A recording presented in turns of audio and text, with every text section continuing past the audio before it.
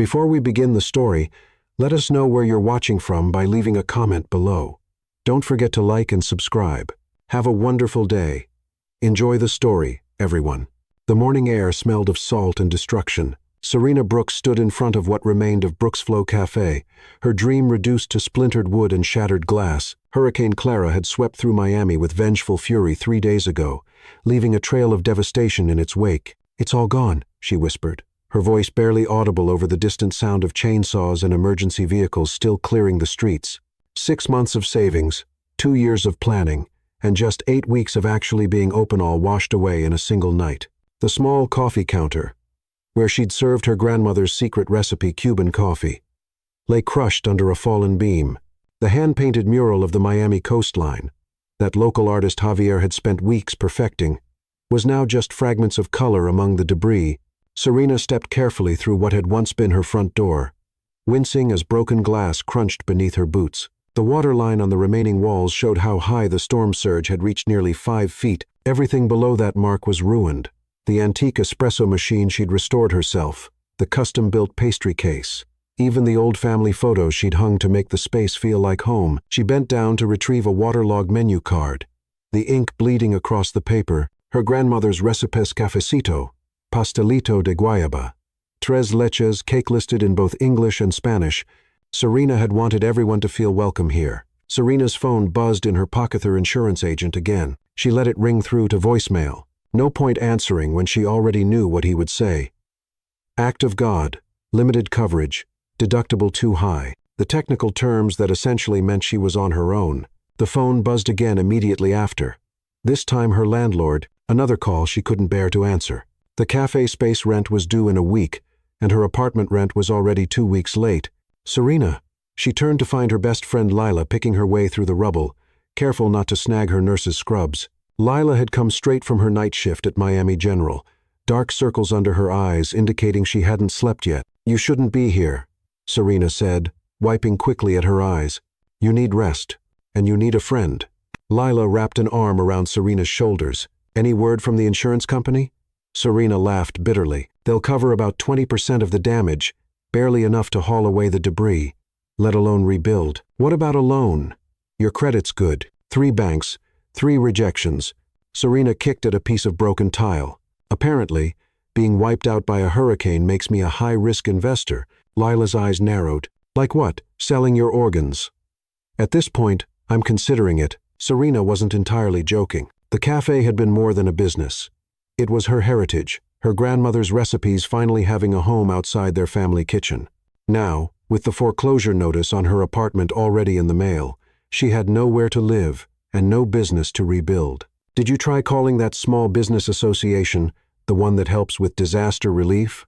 Lila asked. 7-month waiting list for funds," Serena replied. "And even then, it's just low-interest loans, not grants."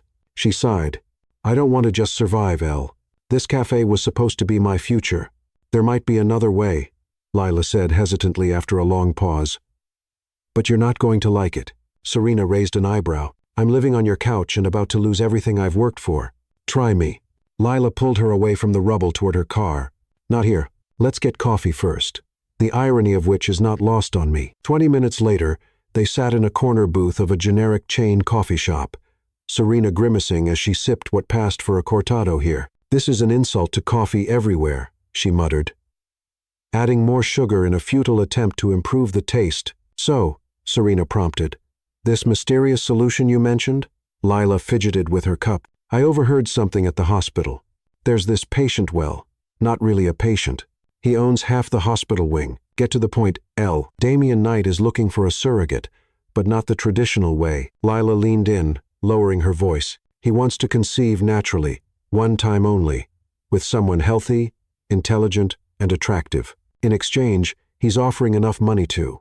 She gestured vaguely in the direction of the destroyed cafe. Serena stared at her friend, waiting for the punchline. When none came, she set her cup down carefully. "You're suggesting I sell my body and my child to some rich guy I've never met?" "I'm suggesting you hear the details before dismissing it," Lila countered. "This isn't some creepy old man. He's in his 30s, self-made billionaire, and from what I gather, he's offering a comprehensive contract that protects both parties Why would a billionaire need to pay for this? Can't he just date someone? Apparently, he doesn't want the emotional complications. Business is his life, and he wants an heir without the messiness of a relationship. Leela shrugged. He's willing to pay 6 figures, plus medical expenses, and a stipend during pregnancy. Serena shook her head in disbelief. This is insane.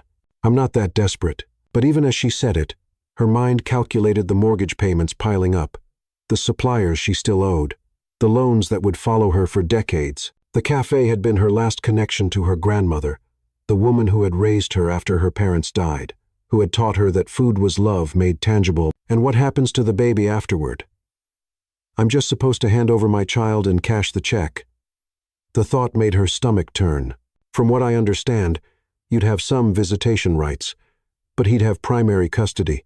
It's all spelled out in the contract. Lila reached across the table to squeeze Serena's hand. Look, I'm not saying you should do it.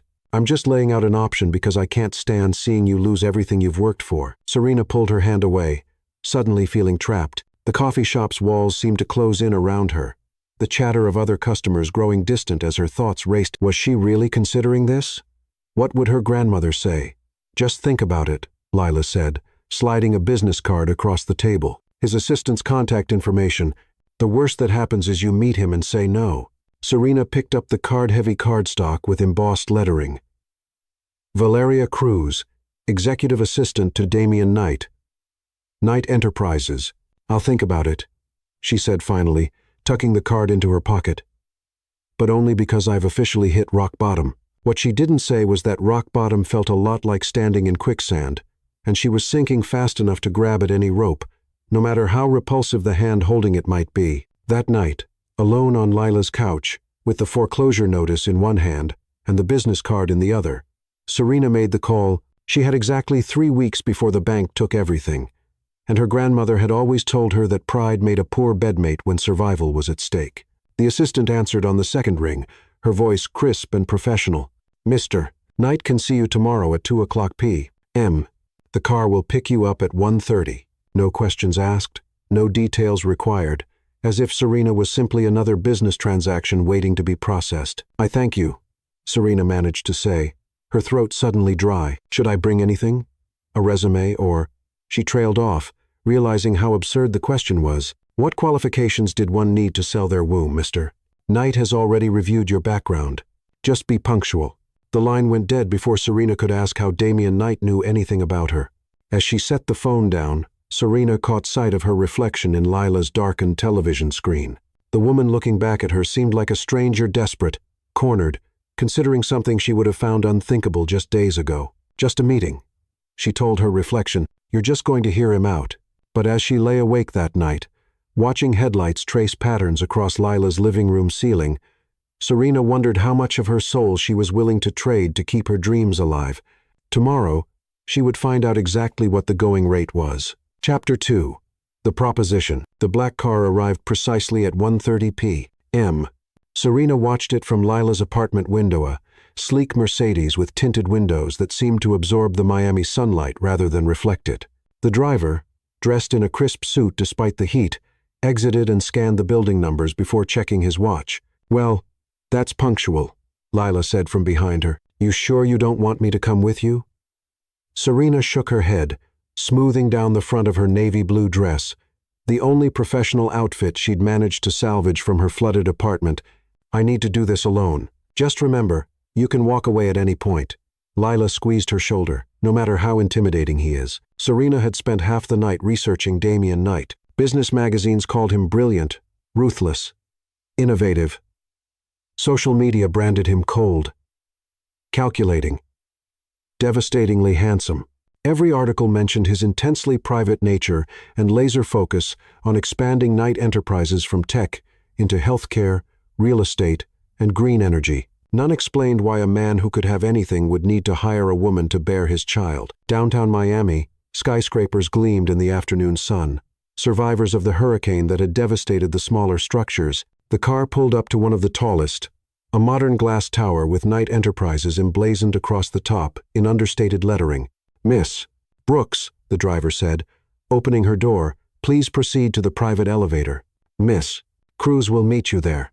The lobby felt more like an art gallery than an office building, with soaring ceilings and sculptures that probably cost more than what remained of Serena's cafe.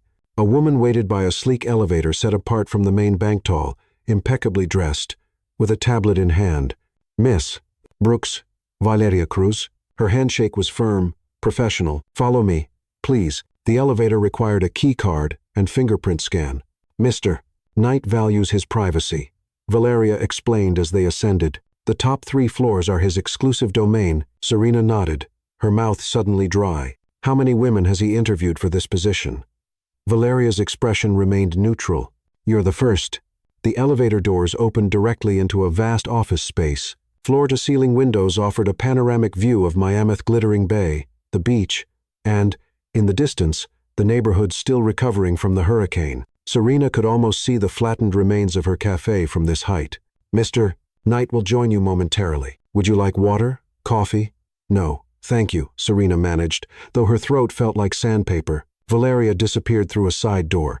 Leaving Serena alone with the intimidating view, she approached the windows, drawn to the sight of her city, spread out beneath her. Miami always rebuilds, a deep voice said from behind her, though some recover faster than others. Serena turned to find herself face to face with Damian Knight. The photos hadn't done him justice.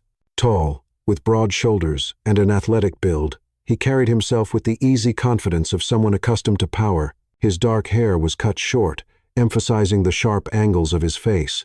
But it was his eyes that caught Serena off guard, a penetrating gray that seemed to calculate everything they observed. Mr. Knight, she said, extending her hand. Thank you for seeing me. His handshake was firm, brief. Damian, please, if we're discussing what I think we're discussing, formality seems unnecessary. He gestured toward a seating area, modern leather chairs arranged around a low glass table. You've lost something in the hurricane, he said, taking a seat across from her. Not a question, but a statement. My cafe. Brooks Flow. Serena swallowed hard. 8 weeks open before Clara hit. Brooks Flow, he repeated. Cuban-inspired cuisine with a modern twist. Located in Little Havana.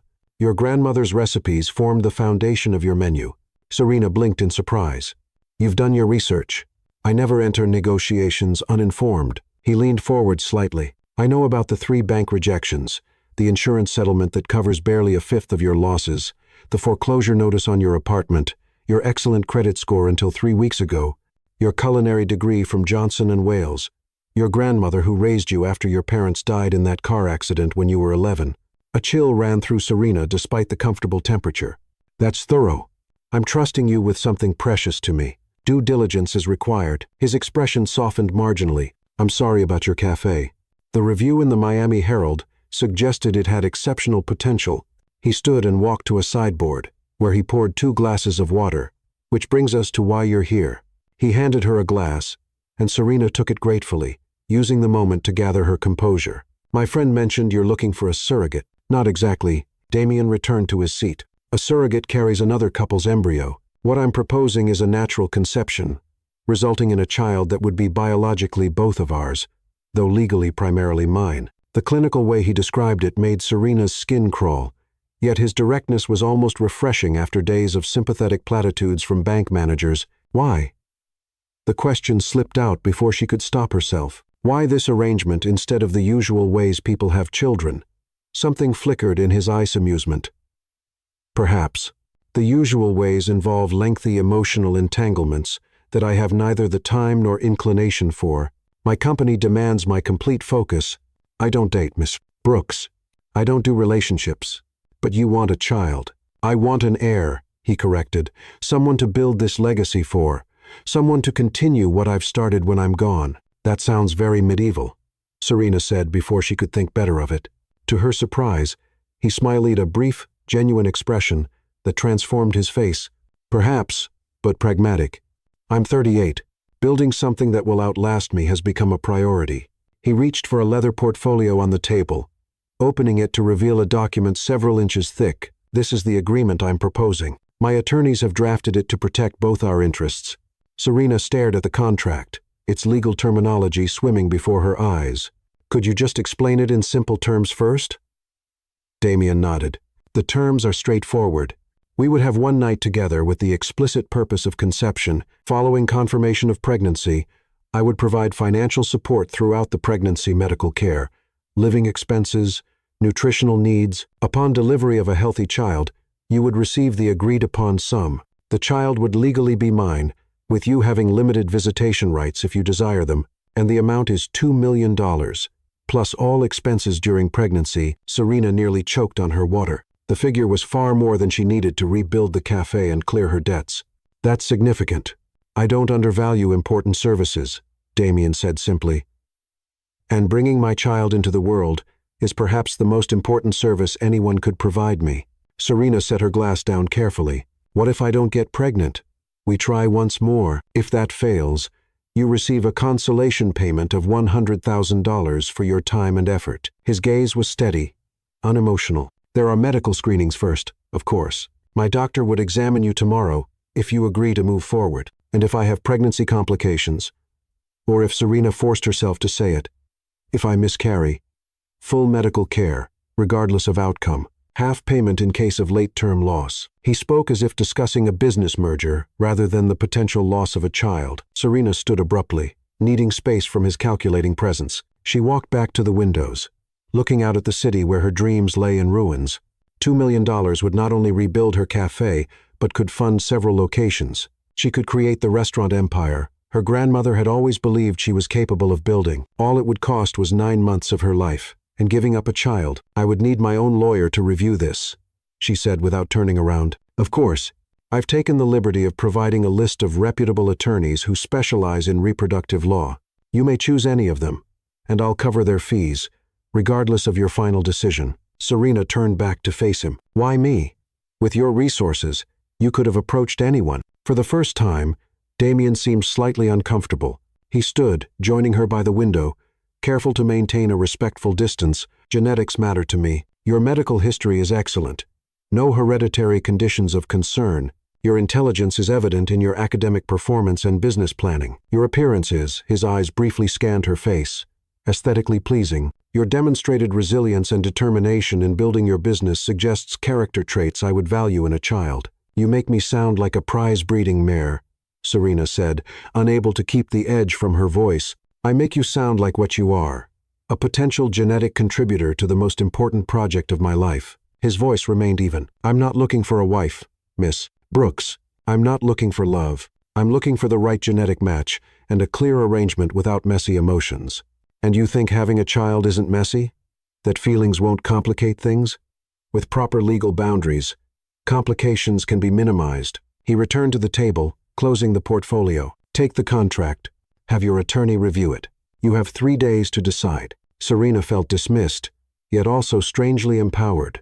This cold, calculating man needed something from her that all his billions couldn't simply purchase outright. What if I want changes to the terms? Damien raised an eyebrow. Such as? I don't know yet, but I want the option to negotiate, not just accept or reject. He studied her for a long moment, then nodded. Reasonable. My assistant will provide her direct line. When your attorney has reviewed the contract, we can discuss any proposed amendments. Valeria appeared as if summoned, carrying a slim leather case. The contract, the attorney list, and my contact information, she explained, handing it to Serena. The car is waiting whenever you're ready. Damien extended his hand once more. I look forward to hearing your decision, Miss Brooks. His hand was warm, his grip confident. Serena wondered what it would be like to be touched by those hands in a more intimate context. The thought sent an unexpected shiver through her that she immediately tried to suppress. You'll have my answer within 3 days, she said, relieved that her voice remained steady. As the elevator descended, Serena opened the case. Scanning the first page of the contract, the language was cold. Clinical genetic contribution, biological merger, parental rights transfer. Nothing about the miracle of creating life. The bond between mother and child. Could she really do this trade a piece of herself, her child, for financial security? Back at Lila's apartment, her friend was waiting anxiously. How did it go? What's he like? Are you going to do it? Serena set the contract case on the coffee table. He's exactly what you'd expect. Cold, calculating, completely detached. He talked about having a child like he was ordering a custom-built car, but the money, $2 million, Lila's eyes widened. Holy yeah. Serena sank onto the couch, suddenly exhausted. He wants an answer in 3 days. What are you thinking?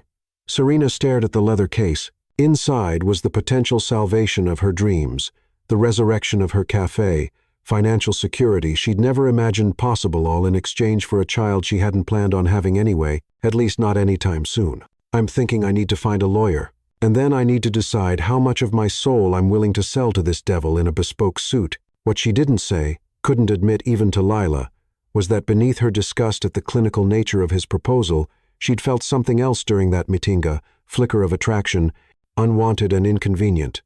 To the man who saw her as nothing more than a biological vessel for his future heir. And that, perhaps, scared her more than the contract itself. Chapter 3.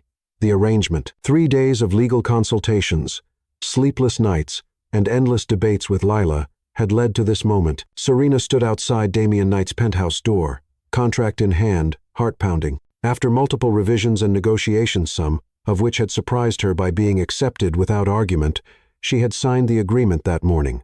She was officially selling her womb to a billionaire. The attorney she'd chosen, Sofia Mendez, had been thorough and surprisingly supportive. "This isn't the worst contract I've seen," she'd said after reviewing the initial draft. "But we're going to make it better," and they had, adding provisions for Serena's post-birth recovery, clearer visitation rights, and a clause preventing Damien from seeking additional children from her in the future without a completely new agreement. Now, as Valeria Cruz led her into a different part of the penthouse than she'd seen before, Serena couldn't help wondering if any legal language could truly prepare her for what was about to happen. "Mr. Knight will join you shortly," Valeria said, gesturing to a sitting room furnished with understated luxury. "Would you like something to drink? Water? Wine?" "Water is fine," Serena replied, her throat suddenly dry. As Valeria left, she took in her surroundings. Unlike the stark modernity of his office, this space felt almost warm, rich woods, soft lighting, and a wall of windows showcasing the Miami skyline, now twinkling with evening lights. "You came." Serena turned to find Damien watching her from the doorway. Gone was the impeccable business suit, replaced by dark jeans and a simple gray button-down shirt with the sleeves rolled to his elbows. The casual attire should have made him look more approachable. Somehow, it only emphasized his inherent power. "I signed the contract," she said, gesturing to the folder on the coffee table. "Your assistant already confirmed the first payment was deposited." The good faith deposit of $50,000 had appeared in her account that morning, enough to secure temporary housing and begin clearing her most pressing debts. Damien nodded, crossing to a sideboard where he poured himself a drink. "Your attorney was quite persistent with those revisions. I believe in negotiating from a position of strength." His lips curved slightly. "A quality I hope our child inherits."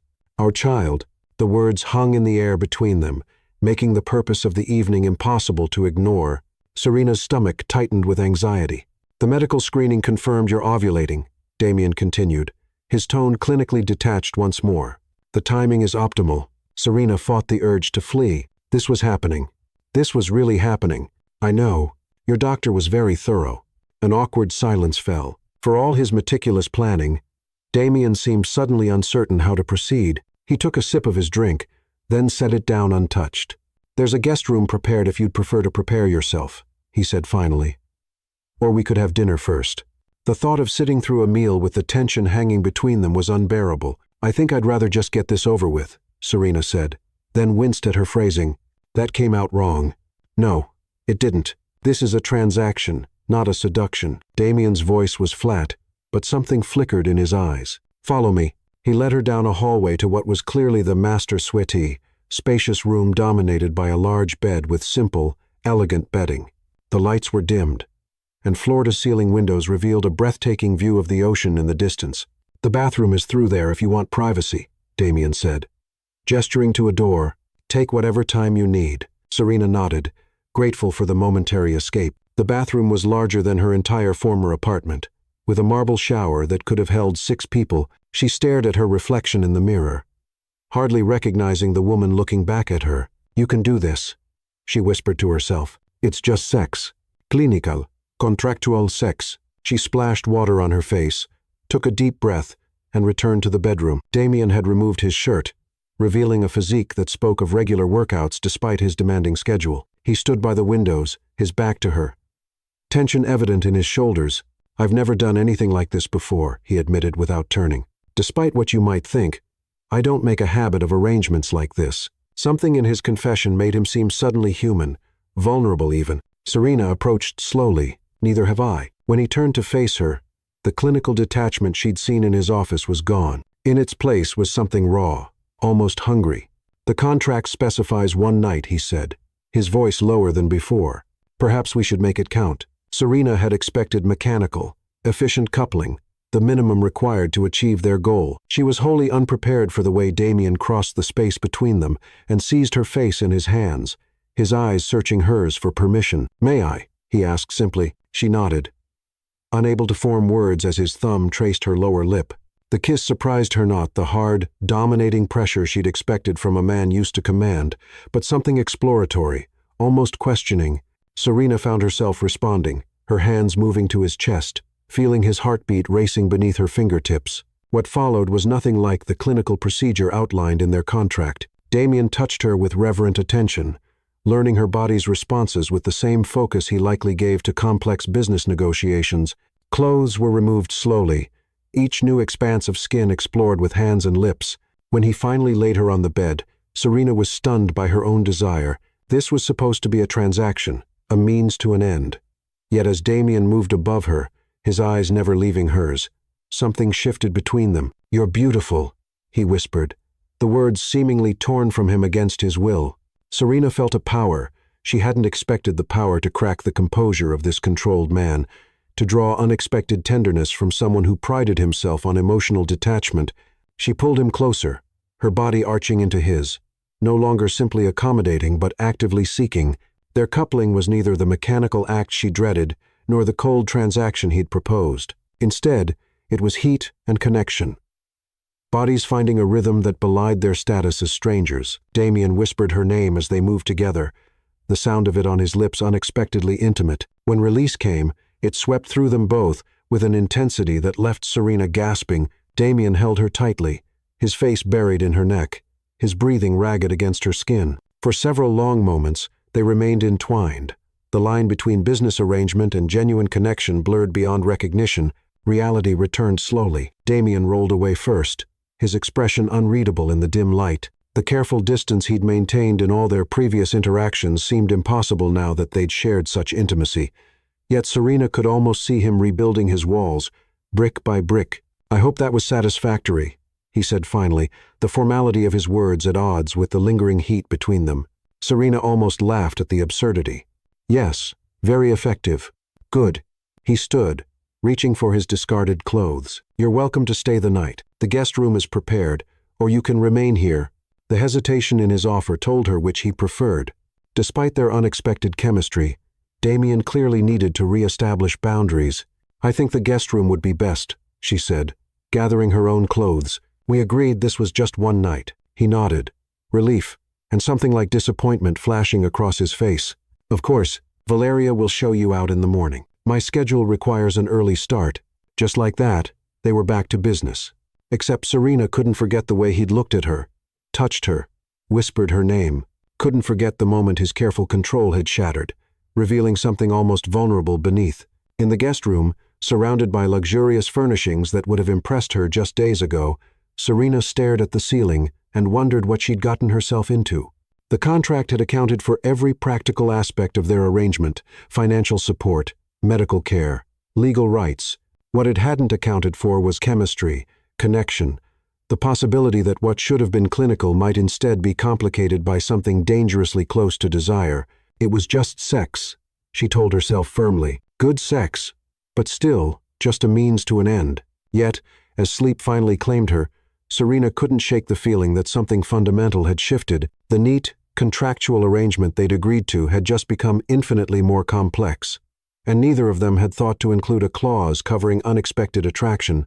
In the morning, Damien was gone, as promised, leaving Valeria to escort her to the waiting car. The assistant's expression revealed nothing, though Serena wondered how much she knew or guessed about what had transpired. "Mr. Knight asked me to provide you with this," Valeria said, handing Serena a small bag containing a morning-after pill. "The contract specifies trying to conceive, but he wanted to ensure you had options." Serena stared at the pill, surprised by this unexpected consideration. After a moment's hesitation, she handed it back. "The contract specifies trying to conceive," she repeated. "I intend to honor my end of the bargain." Valeria's professional mask slipped briefly, revealing something like respect. "Very well. The car will take you wherever you'd like to go." As the elevator descended, Serena placed a hand on her stomach, wondering if a new life had already begun, taking form within her. If so, would it have Damien's penetrating gray eyes, his determined chin, her own stubborn streak? The thought should have terrified her. Instead, she felt a strange calm. Whatever happened next, pregnancy or not, complications or smooth sailing, she'd faced the most difficult part. Spending a night with a man who saw her as a means to an end. What she hadn't expected was that she might see glimpses of something more in him, something human beneath the billion-dollar armor, something that made her wonder if the clinical arrangement they'd signed might prove far messier than either had anticipated. Chapter 4. Unexpected Complications. Serena stared at the pregnancy test on her bathroom counter, the two pink lines unmistakable even from across the room. 3 weeks after her night with Damien, she had confirmation. She was pregnant with a billionaire's baby. She'd taken the test at the earliest possible moment, though Damien's contract stipulated she should immediately contact his private physician for official confirmation. The doctor had scheduled her for later that morning, but Serena needed this moment alone with the knowledge before it became another clause in their agreement. Her hand drifted to her still flat stomach. Was it real? A tiny cluster of cells now growing inside her, half hers, half his half-warm cafe owner, half-cold corporate titan. "What have I gotten you into, little one?" she whispered. Her phone vibrated on the counter. Lila, calling for the 3rd time that morning. "Did you take it?" her friend asked without preamble. "It's positive." A long pause. "How do you feel?" "I don't know." Serena sat on the edge of her bathtub. The funds from Damien had allowed her to rent a modest but comfortable apartment while she began the process of rebuilding her cafe. Scared, overwhelmed, weirdly okay. "The contract is clear. I know exactly what happens next." "Have you told him yet?" "No. I'll tell him after the doctor confirms it." 2 hours later, sitting in the plush office of Dr. Abigail Lee, Serena received that confirmation, along with a folder of prenatal vitamins, dietary guidelines, and a schedule of appointments that seemed excessive for someone only 3 weeks pregnant. "Mr. Knight has arranged for you to have the most comprehensive prenatal care available," Dr. Lee explained, her manner professional but kind. "I'll be overseeing everything personally." "Is that standard practice?" Serena asked, flipping through the detailed care plan. "For my VIP patients, yes." The doctor's careful phrasing made it clear she understood the unusual nature of the arrangement. "Would you like me to inform Mr. Knight of the confirmation, or would you prefer to do so yourself?" Serena hesitated. According to their contract, notification should go through official channels: doctors, lawyers, assistants, the sterile path. But something about their night together made that feel wrong. "I'll tell him," she decided. "Can you send him the medical report afterward?" Dr. Lee nodded. "Of course." Outside the medical building, Serena paused on the sidewalk, phone in hand. She had Damien's direct number, given to her for pregnancy-related emergencies only, but had never used it. Taking a deep breath, she dialed. He answered on the second ring. "Serena." His voice betrayed no surprise, despite the fact she'd never called him before. "Is everything all right?" "Yes, She hesitated, suddenly aware of how intimate this news felt despite the clinical nature of their arrangement. "I just left Dr. Lee's office. The test is positive. I'm pregnant." Silence stretched across the line, long enough that Serena wondered if they'd been disconnected. Then, a single exhaled breath. "You're certain?" "Blood test confirmed it. About 3 weeks along." Another pause. "How are you feeling?" The question surprised her. Their contract detailed medical care and financial support, but personal concern hadn't been part of the arrangement. "Physically, I'm fine. A little tired. No morning sickness yet." "Good. That's good." His voice sounded different, less controlled. "Perhaps I'll have Valeria release the next payment immediately. The funds for your cafe reconstruction, as promised in the contract." Confirmation of pregnancy triggered the release of the first major payment, $500,000, to begin rebuilding Brooksflow Cafe while she carried his child. "Thank you," Serena said. She waited for him to end the call, to retreat back to the safety of their business arrangement, but instead heard what sounded like him pacing. "I'd like to meet," he said abruptly. to discuss next steps. The contract is pretty clear about next steps. Nevertheless, I prefer to confirm arrangements in person. Dinner tonight. If you're available. Serena frowned at her phone. Their agreement didn't specify ongoing dinners or meetings beyond necessary medical appointments, which he wasn't even required to attend. I've already started meeting with contractors about the cafe rebuild, she said, unsure why she felt the need to explain herself. My schedule is pretty full. Badian, I'll send a car. It wasn't quite a command, but close enough to irritate her. Fine. Text me the restaurant details. I can drive myself. A pause. It would be at my residence. More private.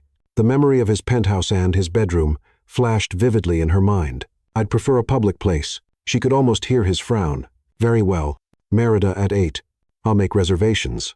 Merida was among the most exclusive restaurants in Miami. Even at the height of her pre-hurricane success, Serena wouldn't have been able to get a table there without weeks of advance notice. I'll be there, she agreed, ending the call before he could issue any more quasi-commands. Within minutes, her phone pinged with notifications. The substantial deposit to her account, a confirmation of her dinner reservation, and a detailed prenatal vitamin subscription that would deliver to her door weekly. Damian Knight might be unexpectedly interested in meeting, but he was still approaching her pregnancy like a well-managed business venture. The rest of the day passed in a blur of contractor meetings at her cafe site. The funds from Damian meant she could not only rebuild, but improve better kitchen equipment. A small expansion into the vacant space next door, upgraded furnishings. As she reviewed plans with the construction manager, Serena found herself temporarily forgetting the strange circumstances that had made this restoration possible, until her phone pinged with another notification. A grocery delivery service had been set up in her name, with a curated selection of pregnancy-approved foods scheduled for weekly delivery. I don't remember agreeing to this, she muttered, scrolling through the elaborate meal plans someone had created for her. By the time she arrived at Merida that evening, Serena's initial gratitude had curdled into irritation. Damian was already seated at a secluded corner table when the maitre d' led her through the dimly lit restaurant. He stood as she approached, his eyes taking in the simple black dress she'd chosen. "You look well," he said, pulling out her chair. "Thank you for the cafe funds," Serena replied, getting straight to business as she sat. "The contractor started drawing up plans today." Damian nodded, signaling a waiter who immediately appeared with sparkling water for her and what looked like scotch for him. "I've taken the liberty of arranging some additional services to ensure your health and comfort during the pregnancy. Yes, I noticed grocery delivery, vitamin subscriptions. A prenatal yoga class membership I didn't ask for." She met his eyes directly. The contract specified medical care and a monthly stipend. "It didn't mention you micromanaging my life." Something flashed in his gray eye. Surprise, perhaps. At being challenged, "I'm ensuring optimal conditions for my child's development." "Our child," Serena corrected. "At least biologically, and while I appreciate the thought, I'm perfectly capable of managing my own nutrition and activities." Damian leaned back slightly, studying her. "Most women would appreciate such conveniences. I'm not most women, and I didn't agree to surrender my autonomy along with my eggs." She took a sip of water. "If you want to help, ask what I need instead of assuming." For a moment, he looked ready to argue, but then his expression shifted into something almost like respect. "Very well. What do you need, Serena?" The directness of his question caught her off guard. "I need to maintain some control over my life. This situation is already strange enough without feeling like I'm being monitored and managed." Damian nodded slowly. "Fair enough. Though you should know the prenatal dietary guidelines came from Dr. Lee, not me. I have her recommendations in writing. I don't need them delivered to my doorstep in the form of pre-selected groceries." A waiter approached with menus, but Damian waved him away. "We'll need a few more minutes." When they were alone again, he leaned forward. "There's something else we should discuss." Serena tensed. "What?" "Security." His expression turned serious. "Once news of your pregnancy becomes public knowledge, you may face unwanted attention. I've arranged for discreet security personnel to—" "Absolutely not," Serena interrupted. "I'm not having bodyguards following me around. This isn't negotiable." The businessman was back, his tone firm. "My position makes anyone connected to me a potential target. That now includes you and, more importantly, my child." "Our child," Serena corrected again, more forcefully this time, "and I didn't sign up to be followed by men in dark suits. The security team is professional and unobtrusive. You'll hardly notice them." "That's not the point," Serena fought to keep her voice, even despite her rising irritation. The point is, you're making decisions about my life without consulting me first. Damien's jaw tightened. These aren't arbitrary decisions. They're necessary precautions. Something in his expressiona genuine concern beneath the authoritative exterior made Serena pause. This wasn't just about control. He was actually worried. How about a compromise? She suggested. Security when I'm at public events or meetings related to the cafe opening, but not for my day-to-day activities. He frowned. That leaves significant vulnerability. It's that or nothing, Serena said firmly. I won't live in a bubble for the next 8 months. Their standoff was interrupted by the waiter's return. This time, Damien allowed him to present the menus and recite the evening specials. As they ordered, Serena noticed Damien subtly directing the waiter away from certain dishes he clearly deemed inappropriate for her condition. I can order for myself, she said once the waiter had gone. Of course. Of course. Damien had the grace to look slightly abashed. Old habits controlling everything around you, protecting my interests. He took a sip of his drink. Though I concede I may be approaching this situation too clinically, the admission surprised her. You think? A hint of a smile touched his lips.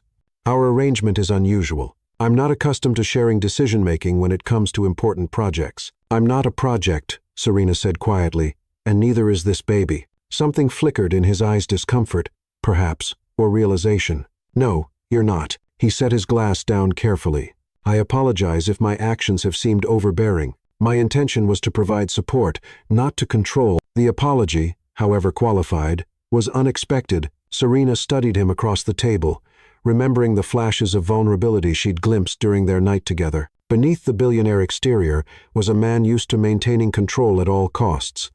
A man who was now facing perhaps the one situation in life that couldn't be managed with money and power alone. How about this? She offered. You can make suggestions about security, health measures, whatever else concerns you, but they remain suggestions until we discuss them together. Damien considered this, his expression thoughtful. That's reasonable. He reached into his jacket and produced a small box. Which brings me to this. Serena eyed the box warily. What is it? Open it. Inside was a sleek smartphone. I have a phone, she said, confused. This one has enhanced security features and a direct line to my security team, if needed. He held up a hand as she started to protest. A suggestion only. For your consideration. Serena couldn't help the small smile that formed. You're learning. I adapt quickly to new parameters. There was that hint of a smile again, transforming his usually stern features. Their food arrived, momentarily pausing the conversation. As they ate, Damien surprised her by asking detailed questions about the cafe rebuild, not just cursory interest, but specific inquiries about her vision, her menu plans, her staffing strategy. You seem genuinely interested in the cafe, she observed. I'm interested in anything that matters to the mother of my child. He paused, then added more quietly, and I've been impressed by your business acumen. Few people would have developed such a comprehensive rebuilding strategy so quickly. The compliment, delivered without flattery or agenda, caught her off guard. Thank you. As dinner concluded, Serena realized they'd somehow shifted from adversaries negotiating terms to something almost like partners discussing shared concerns. It was disconcerting how easily conversation flowed once they moved past their power struggle. Outside the restaurant, his driver waited with the car. May I offer you a ride home? Damien asked. I drove myself. Serena reminded him. He nodded, seemingly reluctant to end the evening. I'd like to see the cafe site, perhaps tomorrow, if you're agreeable. Another unexpected request. Why? Professional curiosity. He hesitated. And personal interest. Serena considered refusing, but found herself nodding instead. Tomorrow afternoon, 3 o'clock. I'll text you the address. I know the address. At her raised eyebrow, he added, due diligence, remember? As she turned to leave, he caught her hand the first time he'd touched her since their night together. The contact sent an unwelcome spark through her. Serena, his voice had softened. Thank you for this. His eyes dropped briefly to her stomach. For a moment, they stood connected, the busy restaurant entrance fading around them. Then Serena gently withdrew her hand. Good night, Damien. Walking to her car, she felt his eyes following her. This wasn't what she'd signed up for, this strange, evolving relationship that kept shifting beneath her feet. The contract had been clear. Conception, pregnancy, delivery, payment clinical, straightforward, emotionally detached. Nothing had prepared her for a Damien Knight who sent prenatal vitamins, asked about her business, and looked at her with something that went beyond their contractual obligation. As she drove home, one hand unconsciously drifted to her stomach. "Well, little one," she murmured, "things just got a lot more complicated." Chapter 5. Power Struggles. 6 weeks later, Brooks Flow Cafe was taking shape again. The hurricane debris had been cleared, new walls stood where destruction had been, and the custom-designed counter was being installed. Standing in what would soon be her kitchen, Serena couldn't help but feel a surge of pride and gratitude. The tile delivery is scheduled for Thursday, Antonio, her contractor, said as he reviewed the timeline, and the espresso machine should arrive next Monday. "Perfect," Serena replied, one hand unconsciously resting on her still flat stomach. At 9 weeks pregnant, she didn't look any different, but she felt different, more tired, occasionally queasy, and increasingly aware of the life growing inside her. Antonio followed her gaze to the large front windows, where a black sedan had been parked for the past hour. "Your investor checking up on progress again?" Serena sighed. "Something like that." Despite their agreement about security only at public events, she'd noticed the discreet but unmistakable presence of Damien's Pioplanat, following her exactly, but happening to be wherever she went. So far, she'd chosen not to confront him about it. Her phone vibrated with a calendar notification: prenatal appointment tomorrow at 10 o'clock a.m.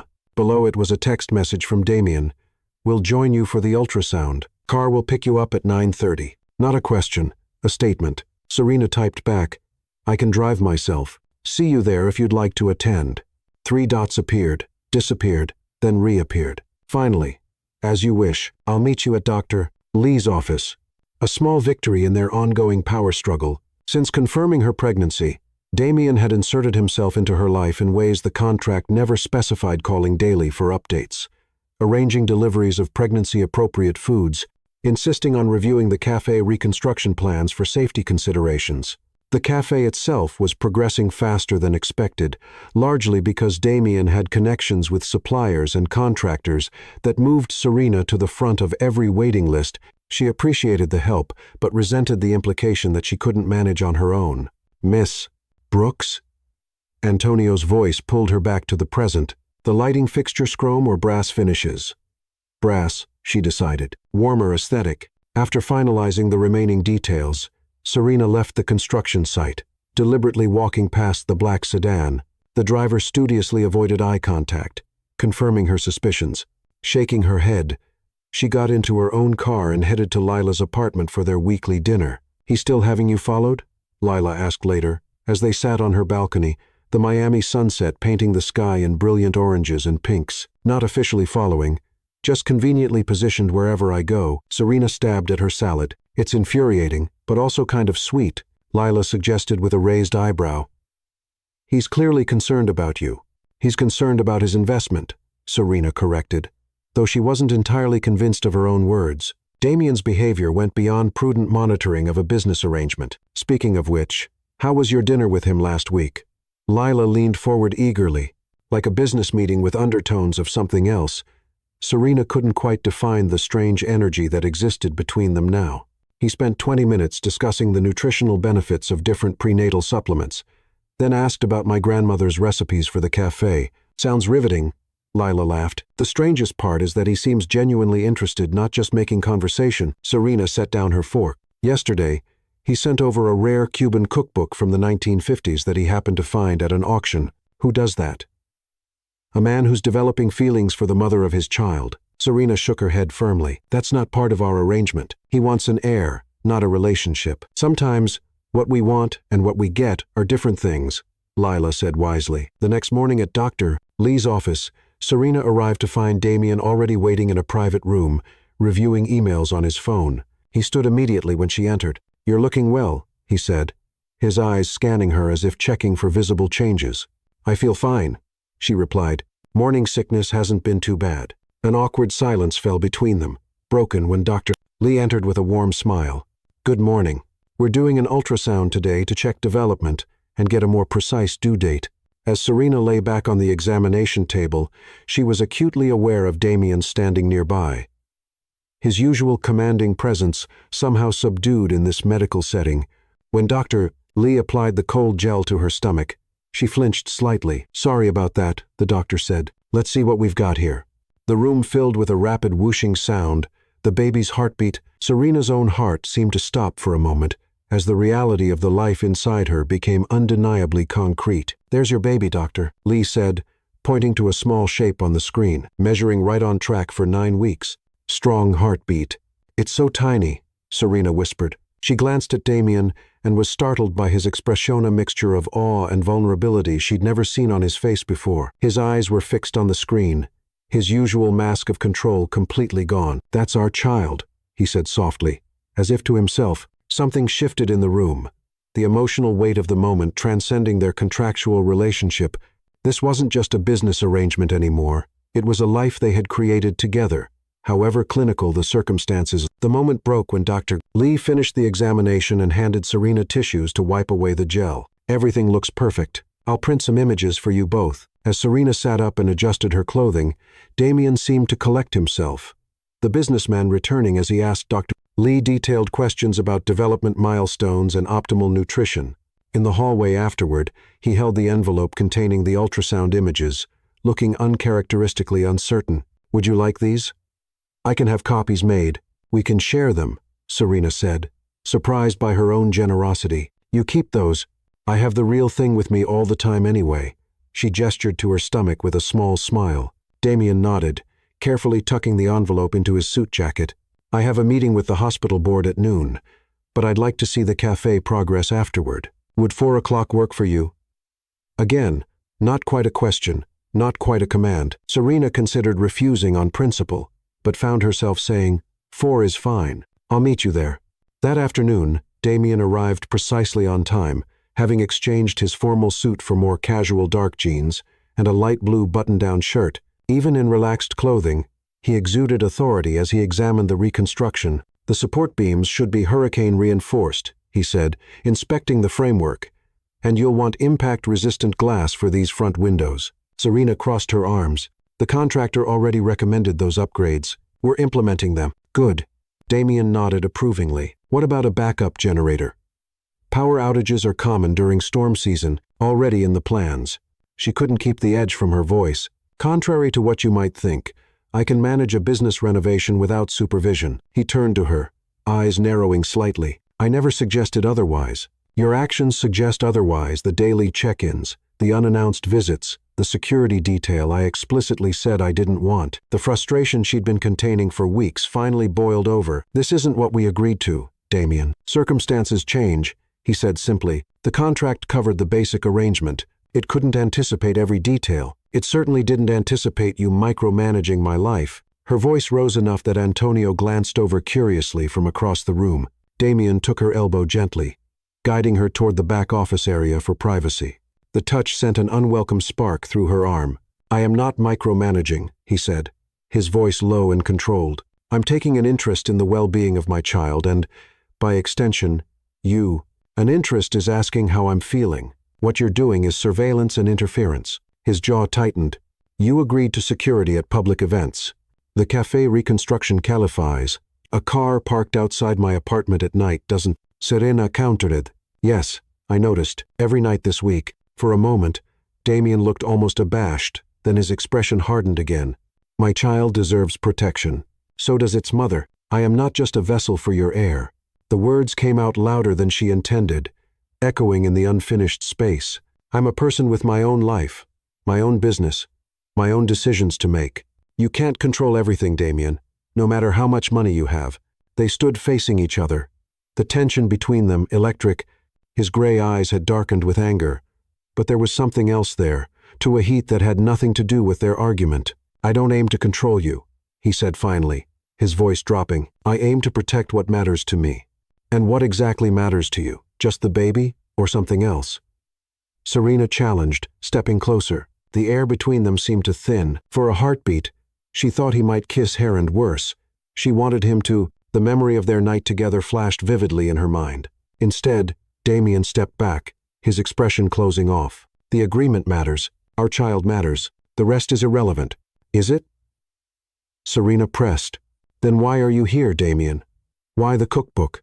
Why daily calls that have nothing to do with the pregnancy?" "I don't have to explain myself to you." His voice was cold now. The vulnerable man from the doctor's office completely gone. Actually, you do, when your actions affect my life. Serena refused to be intimidated. We have a contract, not a relationship. You made that distinction very clear from the beginning.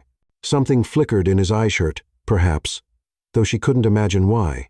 If my interest in your well-being is so offensive, I'll scale back.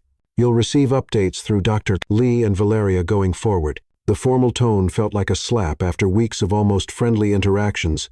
Fine, that's what we agreed to anyway. Fine. He turned to leave, then paused. The security stays, non négociable. Before she could argue further, he was gone. His long strides carrying him quickly out of the cafe and into the waiting car. Serena stood in the middle of her half-finished cafe, simultaneously relieved and bereft. This was what she wanted, wasn't it? Professional distance, adherence to the original agreement. No complications.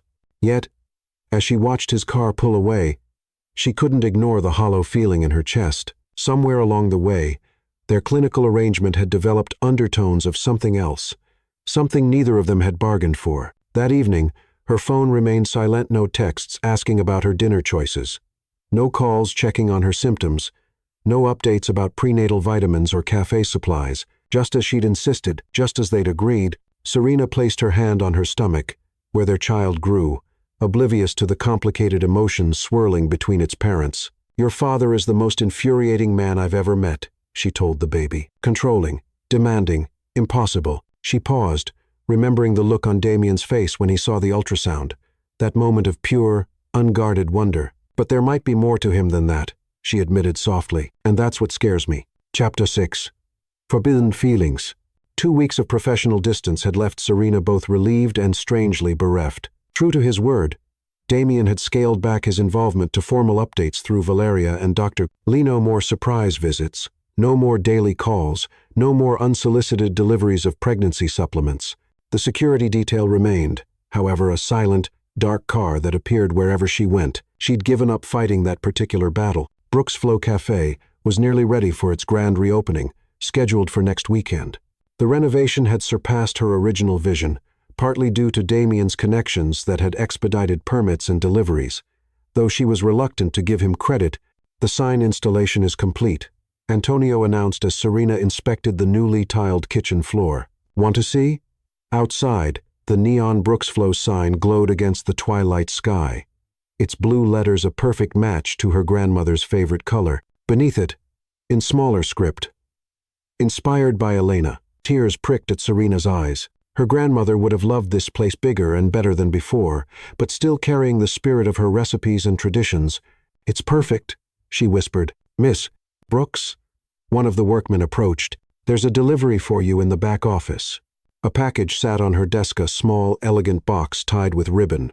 No card, no note, but she knew immediately who it was from. Inside lay a delicate silver pendant, shaped like a flowing river, with a tiny blue stone, where the cafe would be located on a map. It was understated, elegant, and exactly to her taste. Damien had been paying more attention than she'd realized. Her phone rang. Lila.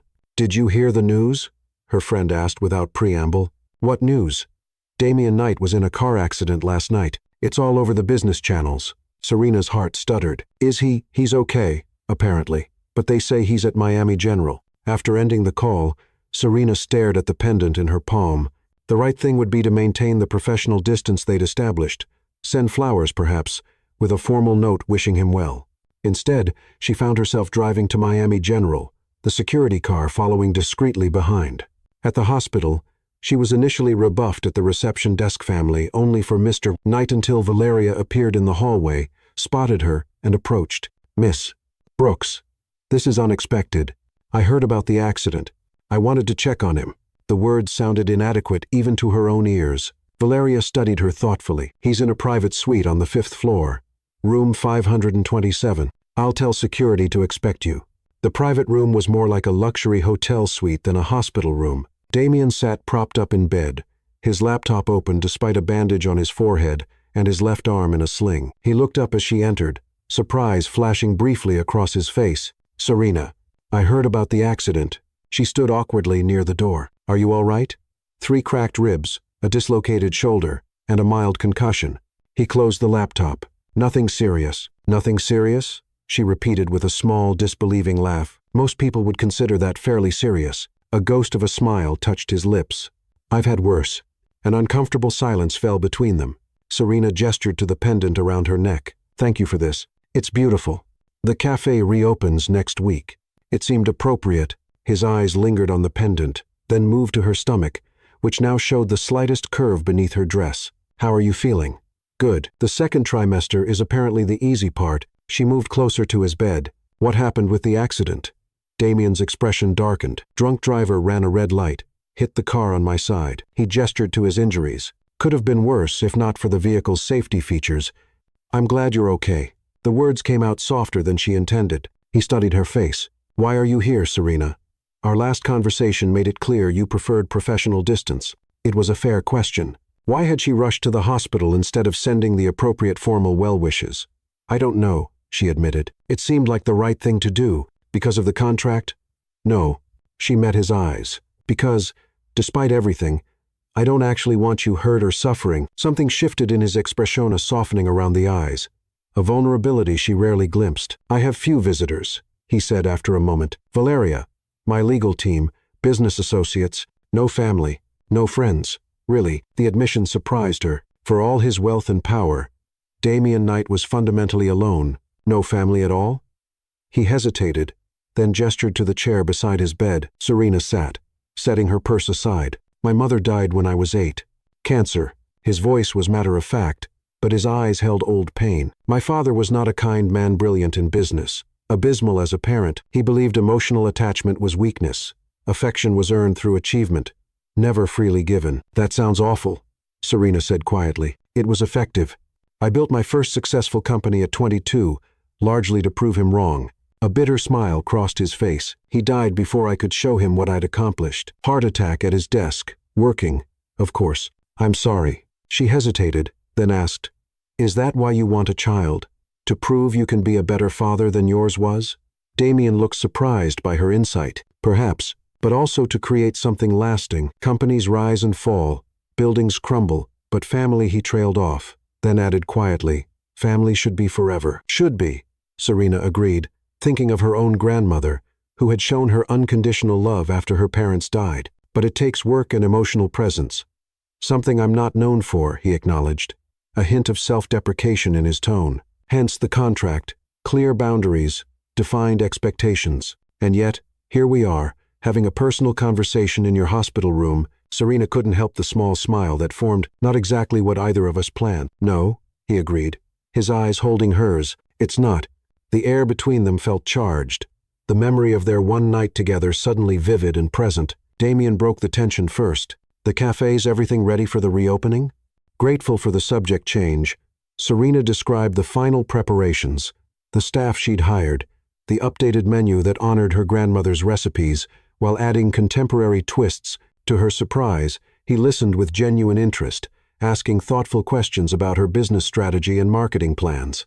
You've thought this through thoroughly, he said, sounding impressed. Most reopenings after disasters fail within a year. Yours won't. That's oddly encouraging.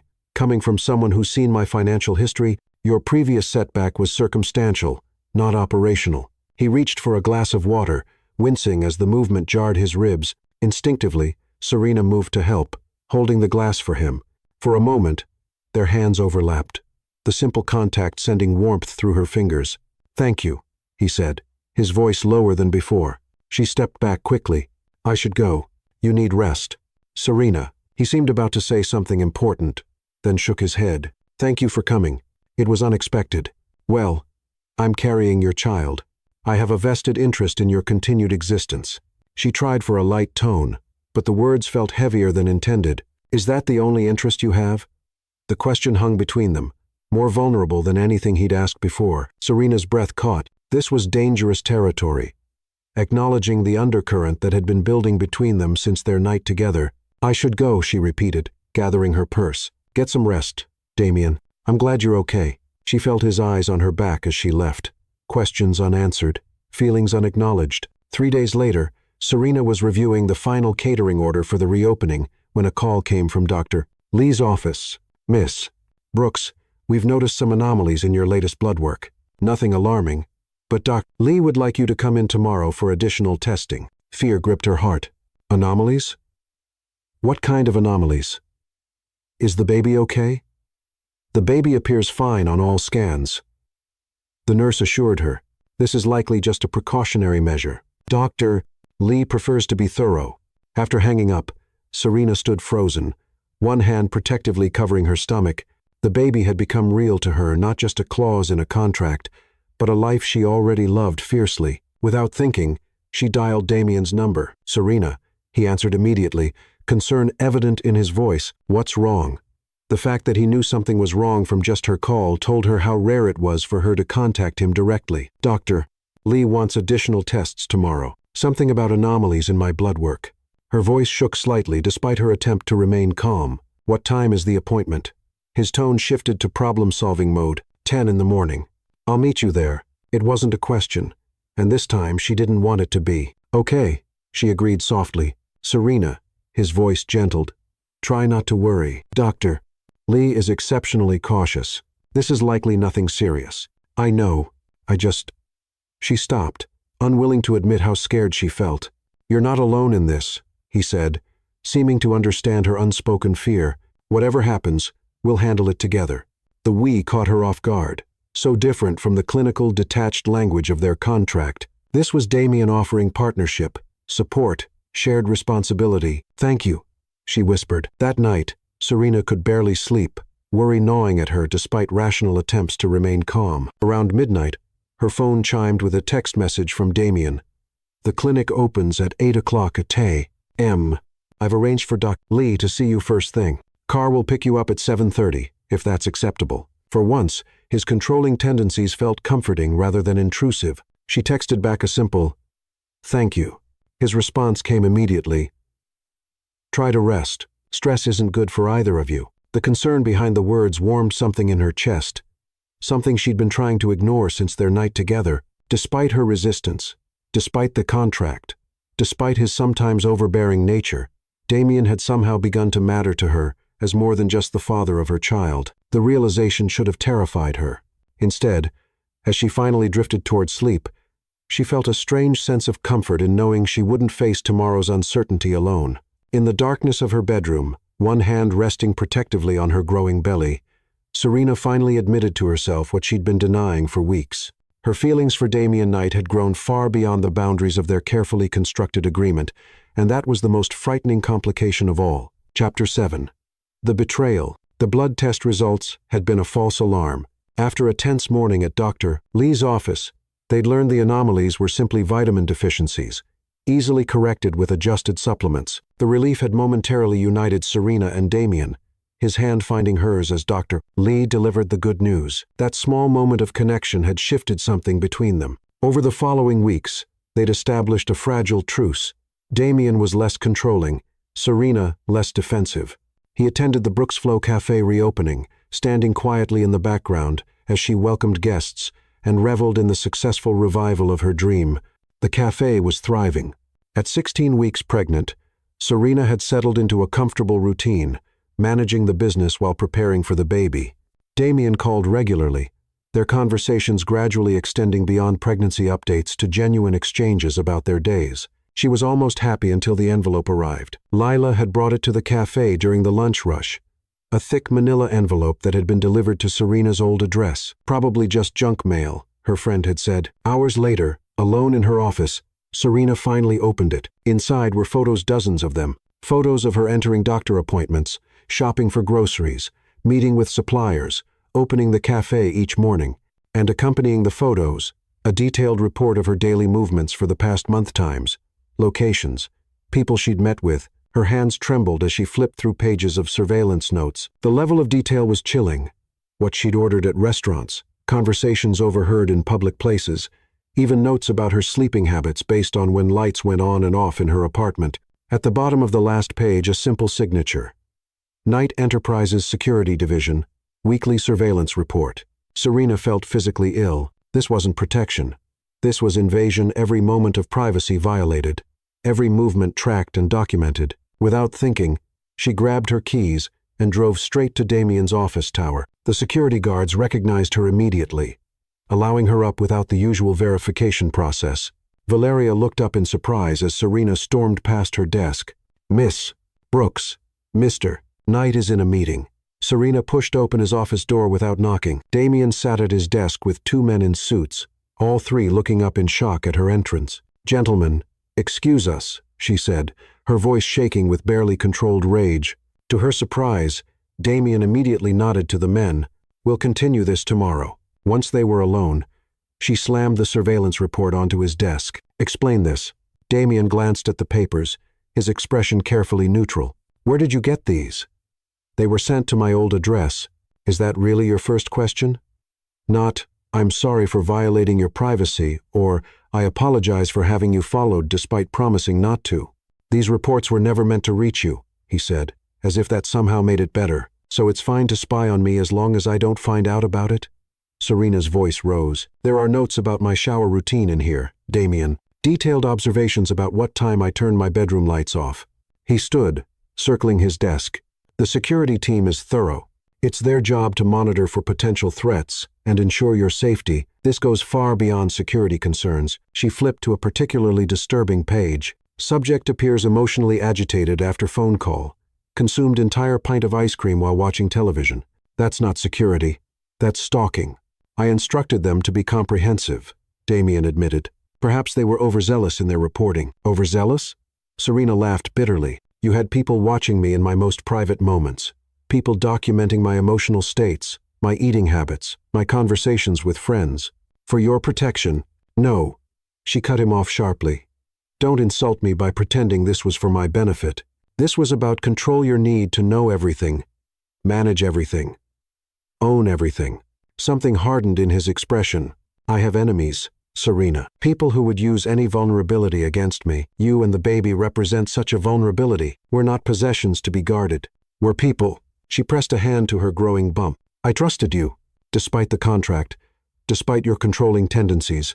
I was starting to believe you actually cared, that we could find a way to co-parent respectfully." "I do care," he insisted, reaching for her hand. She stepped back. "People who care don't violate trust this way." Tears threatened, but she fought them back. "You accessed my medical records too, didn't you? Beyond what Dr. Lee officially shared." His hesitation was answer enough. "God, there's probably nothing about my life you haven't invaded." The realization was crushing. Was anything real, or was I just another asset to be monitored and managed? "You're being irrational," Damien said, his tone shifting to the cold, dismissive one he used in business confrontations. "The pregnancy hormones are clearly affecting your emotional stability." The condescension was the final straw. "And there it is. When you can't defend your actions, dismiss me as a hysterical pregnant woman." Serena gathered the surveillance papers with shaking hands. "We're done here. From now on, we communicate through lawyers. Stay away from me. Stay away from my cafe. And tell your security people that if I see them following me again, I'll file for a restraining order." "That would violate our contract," he said stiffly. "Then I guess I'll see you in court." She turned to leave, then stopped. "I thought I saw something in you, Damien, something beyond the cold businessman. I was wrong." His face remained impassive, but something flickered in his eyes. Regret, perhaps, or anger. "You're making a mistake." "No. My mistake was ever thinking you could care about anyone other than yourself." The words were cruel, chosen to hurt, and she saw they hit their mark. As she walked out of his office, past a wide-eyed Valeria, Serena felt something inside her breaking, not just anger or betrayal, but grief for what might have been, the fragile connection they'd been building, the possibility that they might raise their child in some kind of harmonial, destroyed by his fundamental inability to trust, to respect boundaries, to see her as an equal rather than an asset to be controlled. In her car, she finally allowed the tears to come. Her phone buzzed repeatedly with calls from Damien, but she ignored them all. "It's just you and me now, little one," she whispered to her belly. "We'll figure this out somehow." But as she drove home, Serena wondered how she could ever trust again, not just Damien, but anyone. The man who knew her most intimately, who shared the creation of the life growing inside her, had violated her in ways she couldn't forgive. And the worst part? Despite everything, some traitorous part of her heart still ached for what they'd lost. Chapter 8. Separation. 2 weeks of rigid silence followed the confrontation in Damien's office. True to her word, Serena had blocked his number and instructed her lawyer to handle all communication. The surveillance reports had stopped, or at least, if they continued, she was no longer receiving copies. Brooks Flow Cafe became her sanctuary. At nearly 5 months pregnant, her condition was obvious now. Prompting curious glances and occasional questions from regular customers, she'd crafted a simple story. Yes, she was expecting. No, the father wasn't in the picture. Yes, she was managing just fine on her own. The last part was only partly true. You need to eat something besides pastries, Lila said one afternoon, watching Serena pick at a croissant behind the counter. The baby needs actual nutrients. I had a salad earlier, Serena lied. Unable to admit that her appetite had waned since the confrontation with Damien, Lila's skeptical expression said she wasn't convinced. Have you heard anything from him? Only through Sophia. Her lawyer had been fielding constant inquiries from Damien's legal team, requests for medical updates, offers for additional financial support, even a proposal for mediated conversations. Maybe you should hear him out, Lila suggested carefully. For the baby's sake, if nothing else. Serena shook her head firmly. He violated my trust in the most fundamental way. There's no coming back from that. Yet, despite her resolve, she found herself missing him at the strangest moments during ultrasound appointments she now attended alone, when making business decisions she would have once discussed with him, in the quiet evenings when the baby's movements reminded her that, whether she liked it or not, Damien was inextricably part of her life. Miss Brooks, Antonio, now her cafe manager, approached with a concerned expression. There's someone here asking about purchasing the business again. This had been happening with increasing frequency, representatives from different companies inquiring whether Brooks Flow was for sale. She'd refused each time, but the offers kept getting higher. Tell them it's not for sale at any price, she said tiredly. After Antonio left, Lila leaned forward. You don't think Damien is behind these offers, do you? The thought had occurred to her. It would be just like him, thinking he can buy his way back into my life through the cafe. That evening, as Serena closed up alone, her phone rang with an unknown number. Normally, she would ignore such calls. But something made her answer. Serena Brooks speaking. Miss Brooks, this is Valeria Cruz. Serena nearly hung up, but curiosity kept her on the line. What do you want? I'm calling without Mr. Knight's knowledge, Valeria said, her typically composed voice sounding strained. I thought you should know he's not behind the purchase offers for your cafe. Why should I believe you? Because I've worked for him for 7 years, and I've never seen him like this. A pause. He's not sleeping. Barely eating. He's withdrawn from most business operations. He sits in his office staring at the ultrasound photos for hours. The image was so at odds with the controlled, commanding Damien, she knew that Serena didn't know how to respond. The offers for your cafe are coming from Victor Steele, Valeria continued. Mr. Knight's primary business rival. He's attempting to acquire anything of value to Mr. Knight. My cafe isn't valuable to Damien, Serena said, confused. But you are. Valeria's voice softened. Mr. Knight made Mr. serious ones. I'm not defending his actions, but I thought you should know he's not trying to buy his way back into your life. If anything, he's respecting your wishes for distance to a degree that's concerning those of us who work with him. After hanging up, Serena sat in her darkened cafe, conflicted emotions churning within her. Could she believe Valeria? And even if Damien was truly suffering, did that change what he'd done? The baby kicked sharply, as if offering its own opinion. I know, she murmured, rubbing her belly. He's still your father, regardless of what happens between us. The next day, a certified letter arrived from Sophia, her lawyer. Damien's legal team had proposed an amended contract. Opening it cautiously, Serena found herself staring at something unexpected. Not demands or stipulations, but concessions. He was offering to place all security decisions in her hands, to establish transparent medical information sharing that she would control, to triple the final payment amount with no additional conditions. Most surprisingly, he requested only one thing in return: permission to attend the birth of their child, not as a right, but as a privilege she could revoke at any time. What do you think? She asked Sophia over the phone. Legally, it's extremely favorable to you, her lawyer admitted. He's essentially surrendering most of his contractual leverage while increasing his financial obligation. From a purely strategic standpoint, you should accept immediately. But it wasn't just about strategy anymore. It was about trust broken and the question of whether it could ever be repaired. "I need time to think," Serena said. That night, unable to sleep, she found herself driving past Damien's office tower. The top floor, his private domain, was still illuminated despite the late hour. Was he there now, sleepless and regretful, as Valeria had suggested? Or was this all an elaborate strategy to regain control? Her phone buzzed with a text from an unknown number. "He's been sleeping in his office for 2 weeks. Hasn't been home once." Valeria's continued communication should have felt like another violation, but instead, it sparked an unwelcome pang of concern. This wasn't the calculating businessman she'd come to know. This was someone unraveling. The thought brought little satisfaction. A week later, at her regular checkup with Dr. Lee, Serena finally asked the question that had been lingering in her mind. "Has he been contacting you about the baby?" The doctor hesitated, then nodded. "He calls after each appointment for basic updates information he's entitled to under the original agreement, but he's been exceptionally careful not to request details beyond what you've authorized." "And before, when we were closer, was he accessing my records then?" Dr. Lee looked uncomfortable. "He requested comprehensive reports." "Yes, but I should clarify. Your full medical file contains information about the baby's development." His interest seemed genuinely focused on the child's well-being, not personal details about you. The distinction felt important, though Serena wasn't sure why. The violation remained the same, yet context somehow mattered. As she left the medical building, she spotted a familiar figure across the street, Damien himself, sitting in his car, making no attempt to approach or hide his presence. Their eyes met briefly before he started his engine and drove away.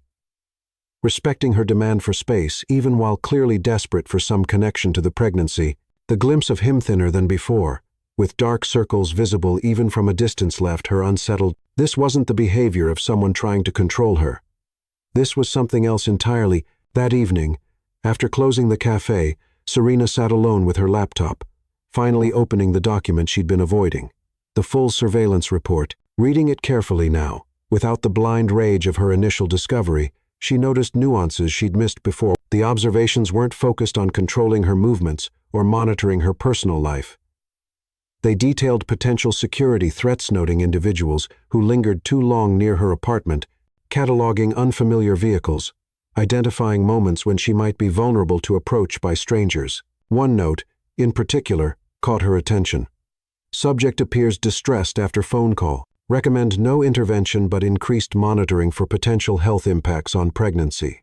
They had been watching her, yes, but the intent behind the surveillance suddenly seemed less sinister, more protective if still fundamentally intrusive and wrong. Her phone buzzed with a text from Lila. "Did you see the business news?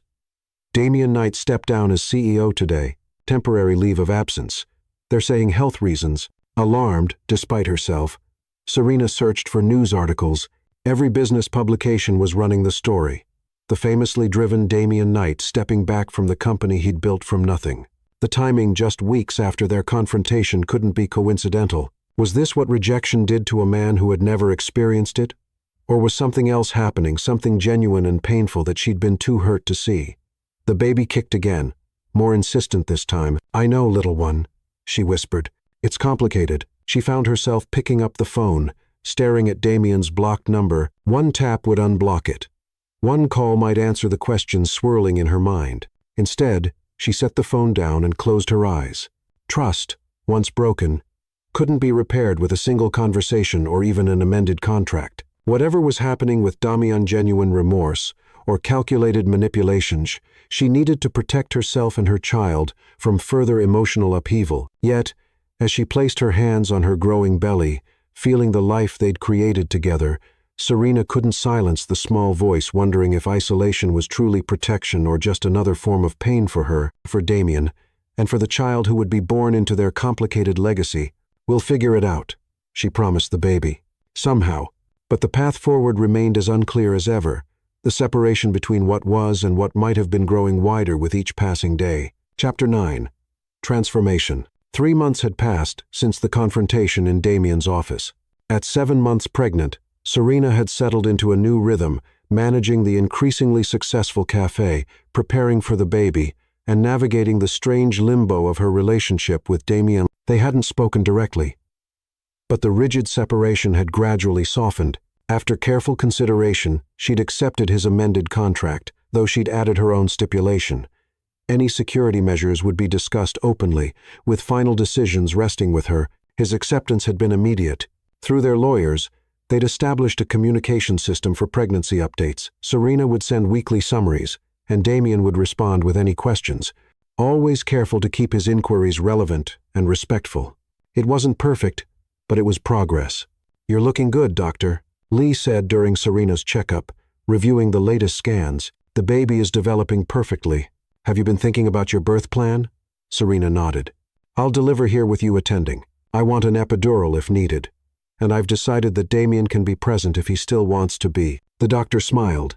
"I think that decision will mean a great deal to him." Later that day, as Serena reviewed inventory orders at the cafe, her phone rang with a now familiar number. Valeria. Over the past months, Damien's assistant had become an unexpected ally, providing careful updates that walked the line between professional courtesy and genuine concern. From her, Serena had learned that Damien had begun therapy, something she never would have expected from the controlled, emotionally distant man she'd first met. "Miss Brooks, I wanted to let you know that Mr. Knight has returned to limited work duties," Valeria said. "He asked me to assure you that this won't impact any of your agreements. Thank you for letting me know." Serena hesitated, then asked, "How is he?" A brief pause. "Better. The therapy seems to be helping. He's addressing some deep-seated issues regarding control and trust." After hanging up, Serena sat quietly, processing this information. The Damien she'd first met would never have admitted needing psychological help, would have seen it as weakness. This willingness to confront his issues suggested a transformation she hadn't thought possible. That evening, she found herself composing an email directly to him, the first personal communication since their fight. "Damien, Doctor. Lee says the baby is developing well. I've attached the latest scan. I've been thinking about the birth plan and wanted to let you know that I'm comfortable with you being present when the baby arrives, if you still wish to be there. I hope you're doing well. Serena." Simple, direct, but a significant step beyond the formal updates they'd been exchanging through intermediaries. His response came hours later, well after midnight. "Serena, thank you for the scan and for allowing me to be present for the birth. It means more than I can express. I'm working to be better not just for the baby, but for myself. The person I was, the way I treated you, reflected patterns I'm only now beginning to understand. That's no excuse, but perhaps some context. I hope the cafe continues to thrive. From a distance, it appears you've created something remarkable. Damien." The email left her strangely moved. There was humility in his words, a self-awareness that the old Damien would have considered beneath him. 2 weeks later, as Serena closed the cafe alone after a busy Saturday, a sharp pain gripped her abdomen different from the practice contractions she'd been experiencing. She gasped, clutching the counter as another wave hit, stronger this time. Something was wrong. With trembling hands, she called Dr. Lee's emergency line. "I'm having severe abdominal pain," she explained, trying to keep her voice steady. "It's not like the Braxton Hicks contractions. This feels worse. Go directly to the hospital," Dr. Lee instructed. "I'll meet you in the emergency department. This could be placental abruption. We need to assess immediately." Terror washed over Serena as she realized the seriousness of the situation. Placental abruption could threaten both her life and the baby's. She called Lila, but it went to voicemail. Her friend was working the night shift at the hospital. Hands shaking, she called a rideshare, not trusting herself to drive as another wave of pain hit, stronger than before. Then, without thinking, she called Damien. He answered immediately. "Serena, are you all right? I need to get to the hospital." She managed through gritted teeth. "Doctor, Lee thinks it might be placental abruption. I've called a car. But where are you?" The sharpness in his voice was pure focus, not control. "The cafe." I was closing up when another wave of pain cut her words short. "I'm 10 minutes away. Don't move." The line went dead. 8 minutes later, Damien's car screeched to a halt outside Brooksflow. He rushed in to find Serena leaning against the counter, face pale with pain. "Can you walk?" he asked, already supporting her elbow. She nodded weakly, allowing him to guide her to his car. The drive to the hospital was a blur of pain and fear, Damien breaking every speed limit while keeping one hand reassuringly on hers. "The baby will be fine," he said firmly, as if willing it to be true. "You'll both be fine." At the hospital, Dr. Lee was waiting. Everything happened in a rush then. Serena on a gurney, nurses surrounding her, monitors being attached to track the baby's heartbeat. Partial abruption, doctor. Lee confirmed after examination, we need to stop the bleeding and monitor you both closely. If the abruption worsens, we may need an emergency C-section. Serena gripped Damien's hand, terror overriding any lingering resentment. It's too early. The baby's not ready. 7 months is viable, he said, his voice steadier than she could have managed. But let's not borrow trouble. Follow Dr. A.G. Lee's instructions and take one moment at a time. In the hours that followed, Serena was given medication to slow the bleeding and steroids to help the baby's lungs develop, just in case early delivery became necessary. Through it all, Damien remained by her side, a calm presence in the chaos. When she was finally stabilized and moved to a private room for monitoring, he pulled a chair beside her bed. You should go home, she said weakly. They say I'll be here for at least 2 days. Maybe longer. I'm staying. His tone brooked no argument, yet held no dominance, just quiet determination. Damien. Not because I'm trying to control the situation, he clarified quickly, because I need to be here for both of you. But I'll respect whatever boundaries you set. I can stay in the waiting room if you prefer. The offer, and the respect it demonstrated, touched her deeply. You can stay, she said softly. As night fell, nurses came and went, checking monitors and administering medications. Damien remained in the uncomfortable chair, eyes rarely leaving the fetal heart monitor that provided tangible proof their child was still fighting. I'm scared, Serena admitted in the quiet darkness of the hospital room. I know. His voice was gentle, but you're stronger than you realize. Both of you are. Around midnight, when she thought he might have dozed off, Damien spoke again. I need to tell you something, not to change anything between us, but because tonight has reminded me how fragile life is. Serena turned toward him in the dimly lit room. What is it? The surveillance wasn't just about control, though that was certainly part of it. He paused, seeming to struggle with what came next. When I was 12, a business rival of my father's attempted to kidnap me to use me as leverage. The attempt failed, but my father's response wasn't concern for mate, was anger that I had become a vulnerability in his empire. The revelation stunned her. Damien. He increased security to extreme levels, not out of care, but to protect his asset. That became my model for protection. Invasive, absolute, detached. His voice grew keener. In therapy, I'm learning that I repeated his pattern with you and our child. I mistook control for care. Why didn't you tell me this before?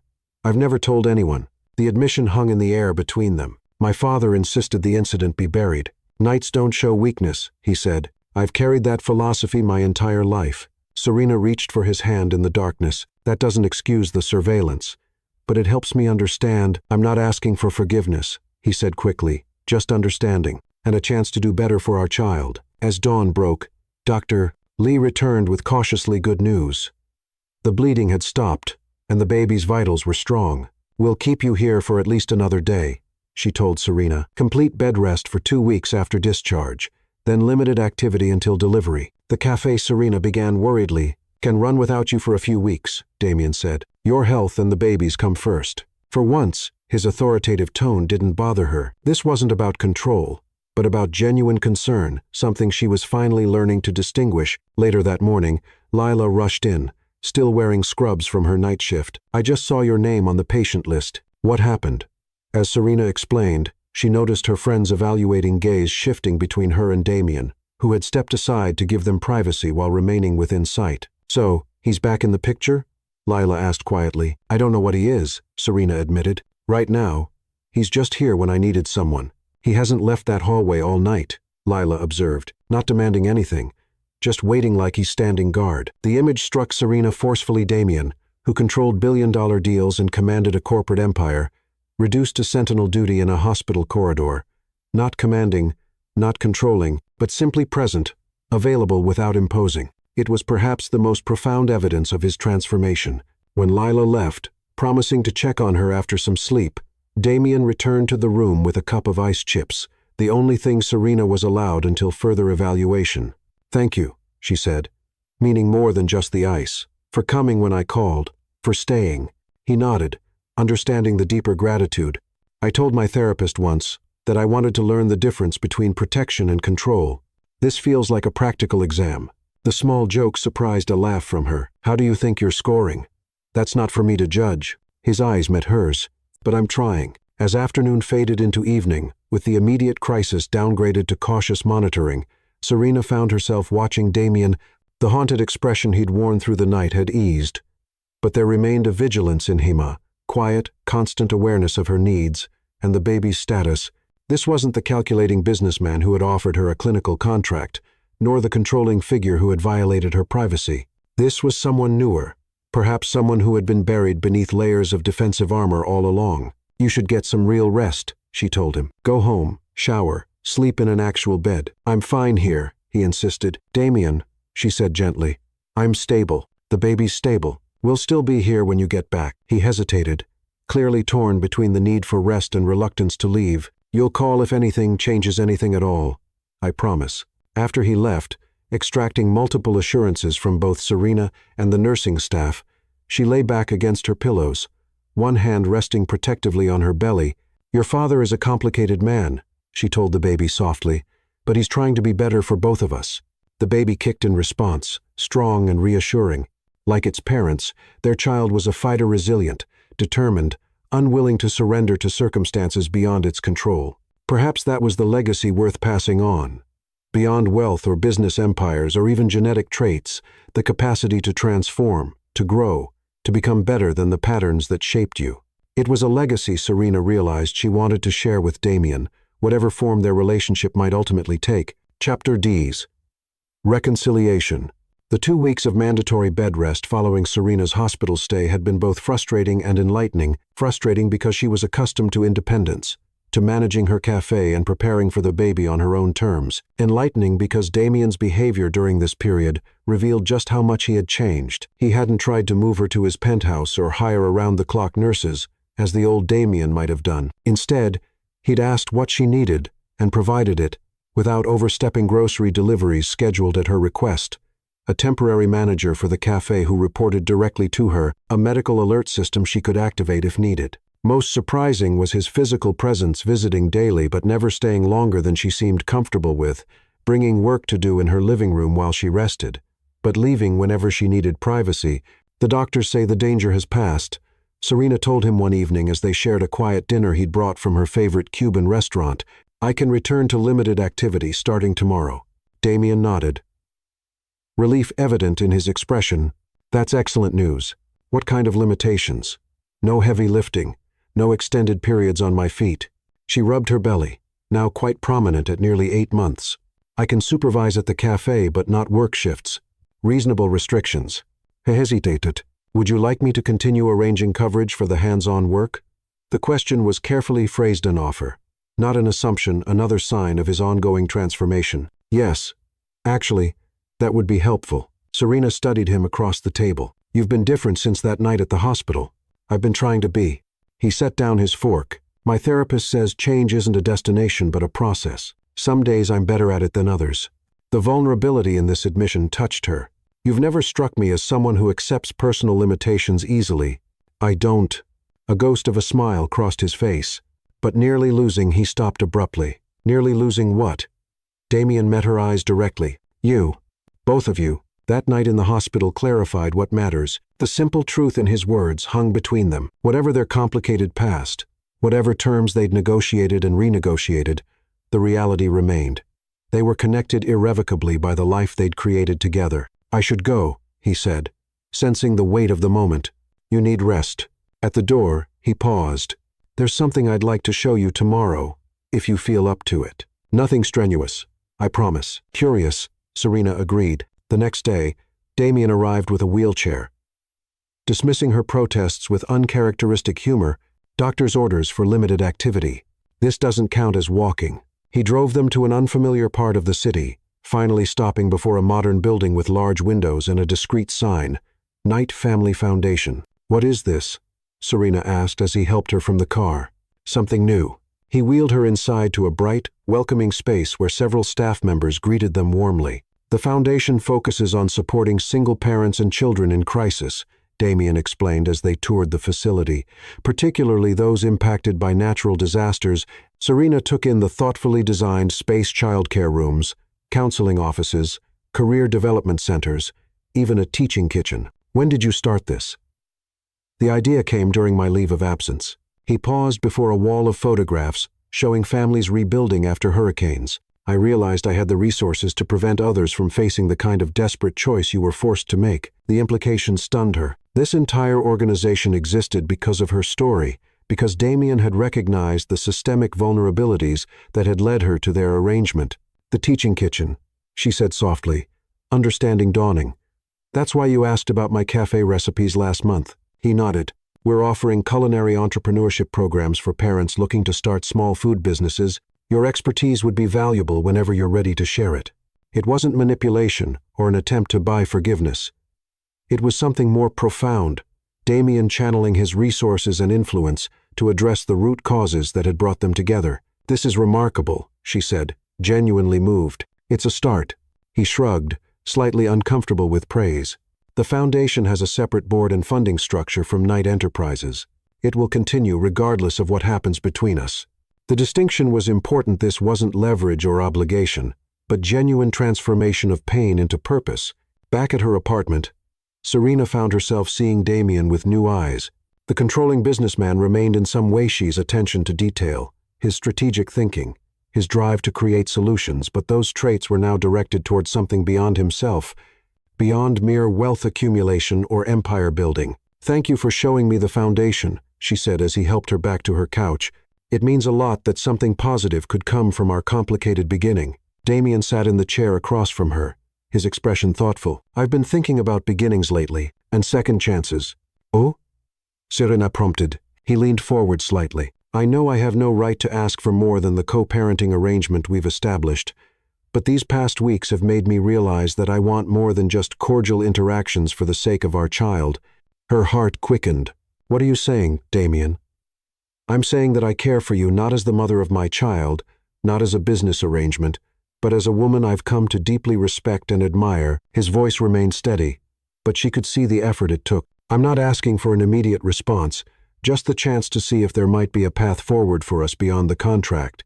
The old fear rose in her, fear of his control, his power, the fundamental imbalance between them, but alongside it came a newer understanding of the man he was working to become. I don't know, she said honestly. There's still so much history between us, trust broken. I understand. He nodded, accepting her hesitation without pushing. May I make a suggestion? Go ahead. What if we start fresh, no contract, no arrangement, no expectations beyond getting to know each other as we are now, not as we were when this began? Dating, you mean? The concept seemed almost absurd. Given their history, a smile touched his lips. Something like that. Except, we've done everything backward: conception before conversation, contracts before courtship. Despite herself, Serena laughed. That's certainly one way to describe it. I'm not asking for promises. Damien rose to leave, respecting the limitations she'd set for their interactions. Just consideration. After he'd gone, Serena sat for a long time, one hand resting on her belly, where their child grew increasingly active as the birth approached. The baby seemed to have opinions, kicking vigorously whenever Damien was near, as if recognizing its father's voice or presence. Could she trust again not just the new, evolving Damien, but herself and her own judgment?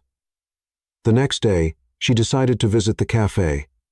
Tired of confinement, regardless of medical advice, Antonio greeted her warmly, proudly showing off the smooth operations he'd maintained in her absence. Mr. Knight calls every morning, he mentioned casually, not to give instructions, just to ask what we need to keep things running for you. He does? This was news to Serena. Antonio nodded. He made it very clear that all decisions come from you. He's just providing resources. Throughout the cafe, she noticed small improvements. She hadn't authorized a more ergonomic setup behind the counter, a cushioned mat where she usually stood, a new office chair with better back supportal, chosen with her comfort in mind, yet implemented without fanfare or attempts to take credit. That evening, she called him. Thank you for the cafe improvements, she said when he answered. Antonio told me you've been checking in. I hope that's all right, Damien replied, sounding genuinely concerned he might have overstepped.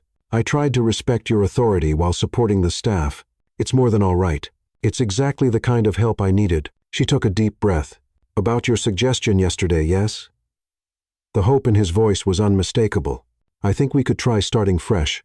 I mean, getting to know each other without all the baggage. I'd like that very much. The relief in his tone was palpable. Dinner tomorrow? I know a place with excellent food and comfortable seating for someone in your condition. Serena smiled, despite herself. That sounds nice. The restaurant he chose was neither ostentatious nor overly intimatia, small family-owned Italian place with private booths and exceptional pasta. Damien arrived with a single yellow rose instead of an extravagant bouquet, another sign of his growing understanding of her preferences. Their conversation flowed more easily than she'd expected, touching on shared interests they'd never had time to discover, books they'd both loved, travel experiences, even political views that were surprisingly aligned, despite their different backgrounds. "Tell me about your grandmother," Damien said as they shared a tiramisu. "The woman who inspired your cafe." The question opened a flood of memories and stories: Elena's fierce independence, her joy in feeding others, her belief that good food created community. Damien listened with genuine interest, asking questions that showed he was truly engaging with her history, not just making conversation. "She would have liked you," Serena said finally, surprising herself with the realization. "Not the you I first met, but this version. She appreciated people who could admit their mistakes and work to improve. I wish I could have met her." His expression turned reflective. "My own family legacy is considerably less nurturing. I'm trying to ensure our child has a different experience." The word "our" no longer made her bristle. Somehow, through crisis and careful rebuilding of trust, they had genuinely become partners in this journey.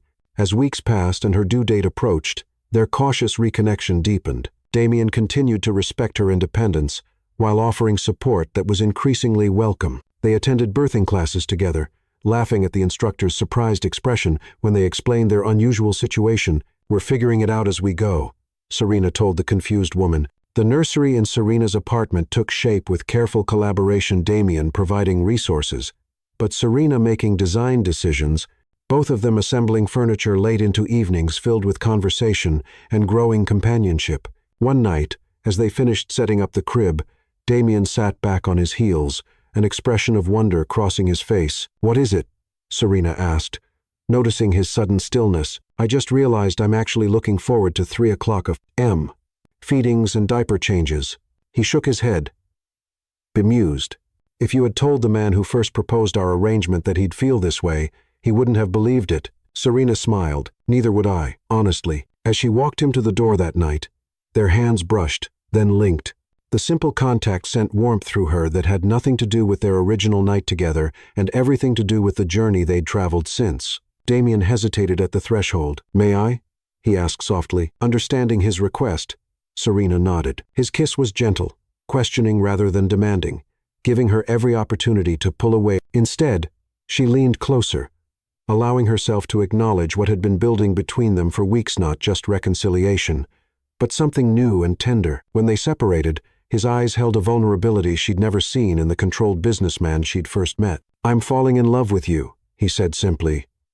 "Not because of the baby, not because of the contract, but because of who you are and who I'm becoming with you." The words hung between them, honest, unadorned, no manipulation, no leverage, just truth offered without expectation. "I need time," she replied, not rejecting his feelings but not fully embracing them either. "This is still so complicated. Time is something I can give." He brushed a strand of hair from her face. "We've done everything else backward. There's no rush for this." As he left, Serena placed both hands on her belly, feeling the baby's movements beneath her palms. "What do you think, little one? Should we trust him? Trust this?"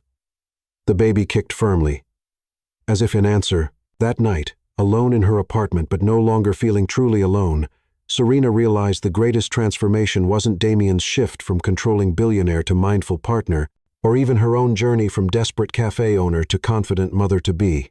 The true transformation was in what existed between them, a connection that had begun as a cold business arrangement and had somehow, against all odds, blossomed into something genuine and hopeful. Not quite love, not yet, but perhaps the foundation for something even stronger, a partnership built on hard-won understanding, mutual respect, and the shared commitment to be better than the patterns that had shaped them. As she drifted toward sleep, Serena found herself looking forward to tomorrow and all the tomorrows that would follow. Whatever label they eventually placed on their relationship, they had already achieved something remarkable: genuine reconciliation, not just with each other, but with the better versions of themselves. Chapter 11.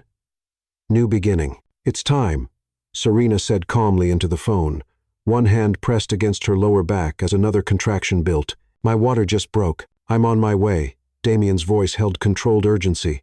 5 minutes. "Do you need me to stay on the line?" "No, I'm fine. Lila's here." She'd been staying with her friend for the final week, knowing her due date was imminent. True to his word, Damien arrived in precisely 5 minutes, a small overnight bag in hand. In the 3 weeks since his confession of feelings, they'd fallen into a comfortable rhythmknot, quite a couple. But more than co-parents preparing for a child, the contractions are 10 minutes apart. Lila informed him as he helped Serena to the car. Her hospital bag is in the trunk. At the hospital, Dr. Lee confirmed Serena was in early labor. "First, babies often take their time," she said reassuringly. "Try to rest between contractions." Hours passed in a blur of increasing pain and brief respites. Through it all, Damien remained a steady presence, offering water, applying counter-pressure to her back during contractions, never showing impatience during the long labor. "You don't have to stay," Serena told him during her 18th hour of labor, exhaustion evident in her voice. "I'm exactly where I want to be," he replied simply. When the time finally came to push, Serena gripped Damien's hand with crushing force. He never flinched. His eyes filled with a mixture of awe and concern as he watched her battle to bring their child into the world. "One more push, Doctor," Lee encouraged. "The head is almost out." With a final, tremendous effort, Serena felt the baby slide from her body, followed immediately by a strong, indignant cry. "It's a boy, Doctor," Lee announced, but before Serena could fully process this information, the doctor's expression changed. "And there's another one. Twins. I need you to push again, Serena." "Twins?" Damien's composed facade finally cracked, his eyes wide with shock. 3 minutes later, a second cry joined the first, as their unexpected second son entered the world. "How did we not know?" Serena asked weakly as the nurses placed 2 tiny blanket-wrapped bundles on her chest. "Doctor," Lee shook her head, looking chagrined. "The second baby was positioned directly behind the first in all our scans. It happens occasionally, one twin hiding behind the other." Damien stood motionless, staring at the 2 identical faces. "Two," he whispered. "We have 2 sons." The wonder in his voice brought tears to Serena's eyes. This was not the cold businessman who had proposed a clinical arrangement for an heir. This was a father seeing his children for the first time, overwhelmed by unexpected joy. Later, after mother and babies had been cleaned and settled in a private room, Damien sat beside Serena's bed, cradling one son while she held the other. "They need names," she said softly. Damien nodded, studying the tiny face of the baby in his arms. "I was thinking perhaps, Antonio, after your cafe manager who helped rebuild your dream." "Antonio," Serena repeated, touched by his thoughtfulness. "And for this little one, Raphael, after my grandfather." Antonio and Raphael Knight. Damien tested the names, then hesitated. "Unless you'd prefer Brooks." The question reflected how far they'd come, Damien deferring to her preference rather than assuming his family name would prevail. "Knight is fine," she assured him. "They're as much yours as mine." He looked up, his expression suddenly serious. "Speaking of which," setting Antonio carefully in the hospital bassinet, Damien reached into his pocket and withdrew a small box. Serena's heart stuttered. "Damien, this isn't because of the babies," he said quickly, opening the box to reveal a simple yet elegant diamond ring. "And I'm not asking because of our contract or arrangement. I'm asking because these past months have shown me who I want to be and who I want beside me." He moved from the chair to one knee beside her bed, still mindful of Raphael in her arms. "I love you, Serenanat. The transaction we began with, but the partnership we've built. I love your strength, your kindness, your refusal to let me hide behind wealth or power." He held the ring up, eyes never leaving hers. "Will you marry Minot for the babies? Not for convenience, but because we found something neither of us was looking for." Serena looked from Damien to the tiny boy in her arms, to his twin sleeping peacefully in the bassinet. Their journey had been anything but traditional business arrangement to reluctant partnership to unexpected love. "Yes," she said softly, tears filling her eyes. "But on one condition." "Anything." She smiled. "The contractor original agreement, I want us to tear it up together.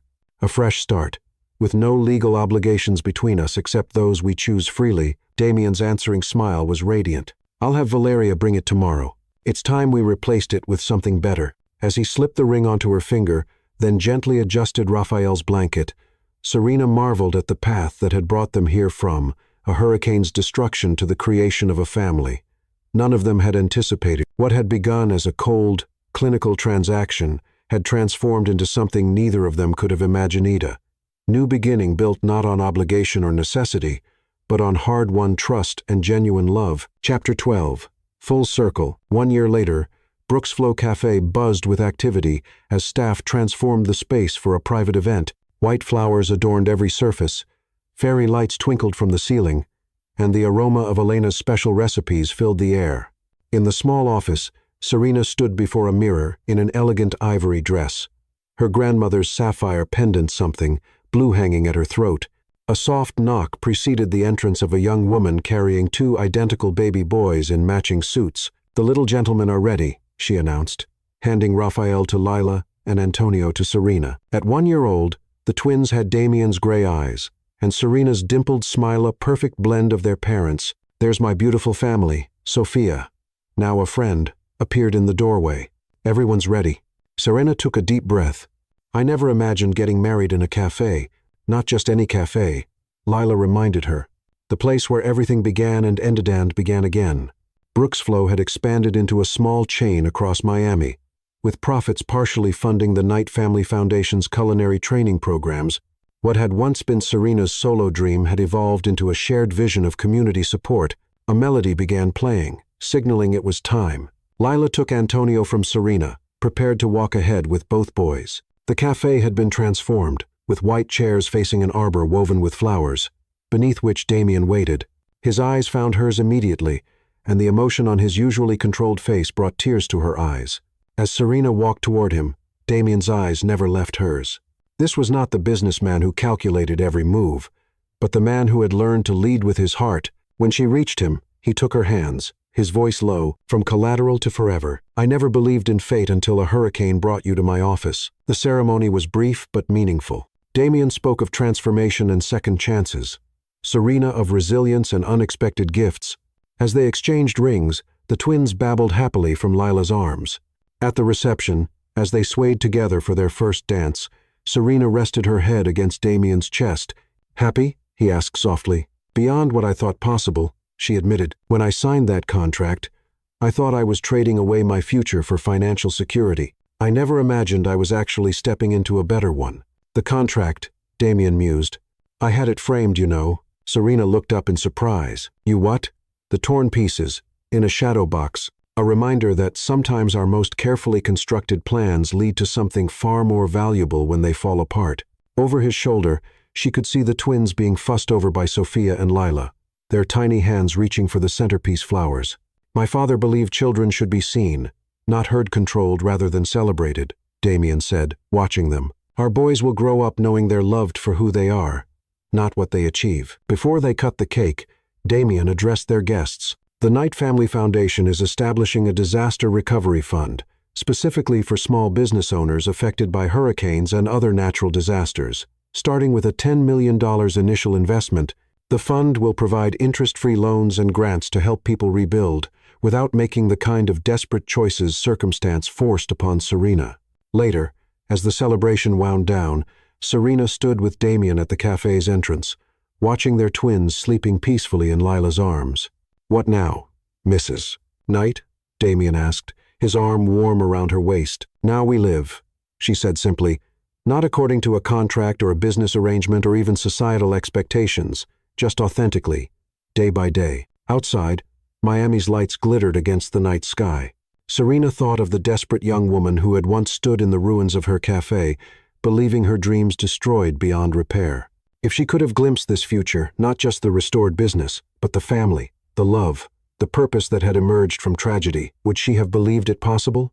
"Ready to go home?" Damien asked softly. Home, not his penthouse or her apartment, but the house they had chosen together, with room for the twins to grow and space for whatever the future might bring. "Yes," Serena said, turning to gather their sons. "Let's go home."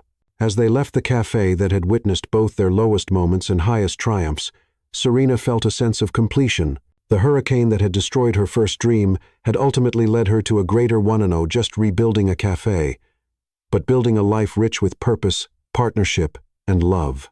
What had begun as collateral, a desperate exchange of her body for financial salvation, had transformed into something neither of them could have imagined: a heart freely given, a family joyfully created, a future unlimited by the contracts and calculations of their past. Full circle, indeed, but also, beautifully, a new beginning.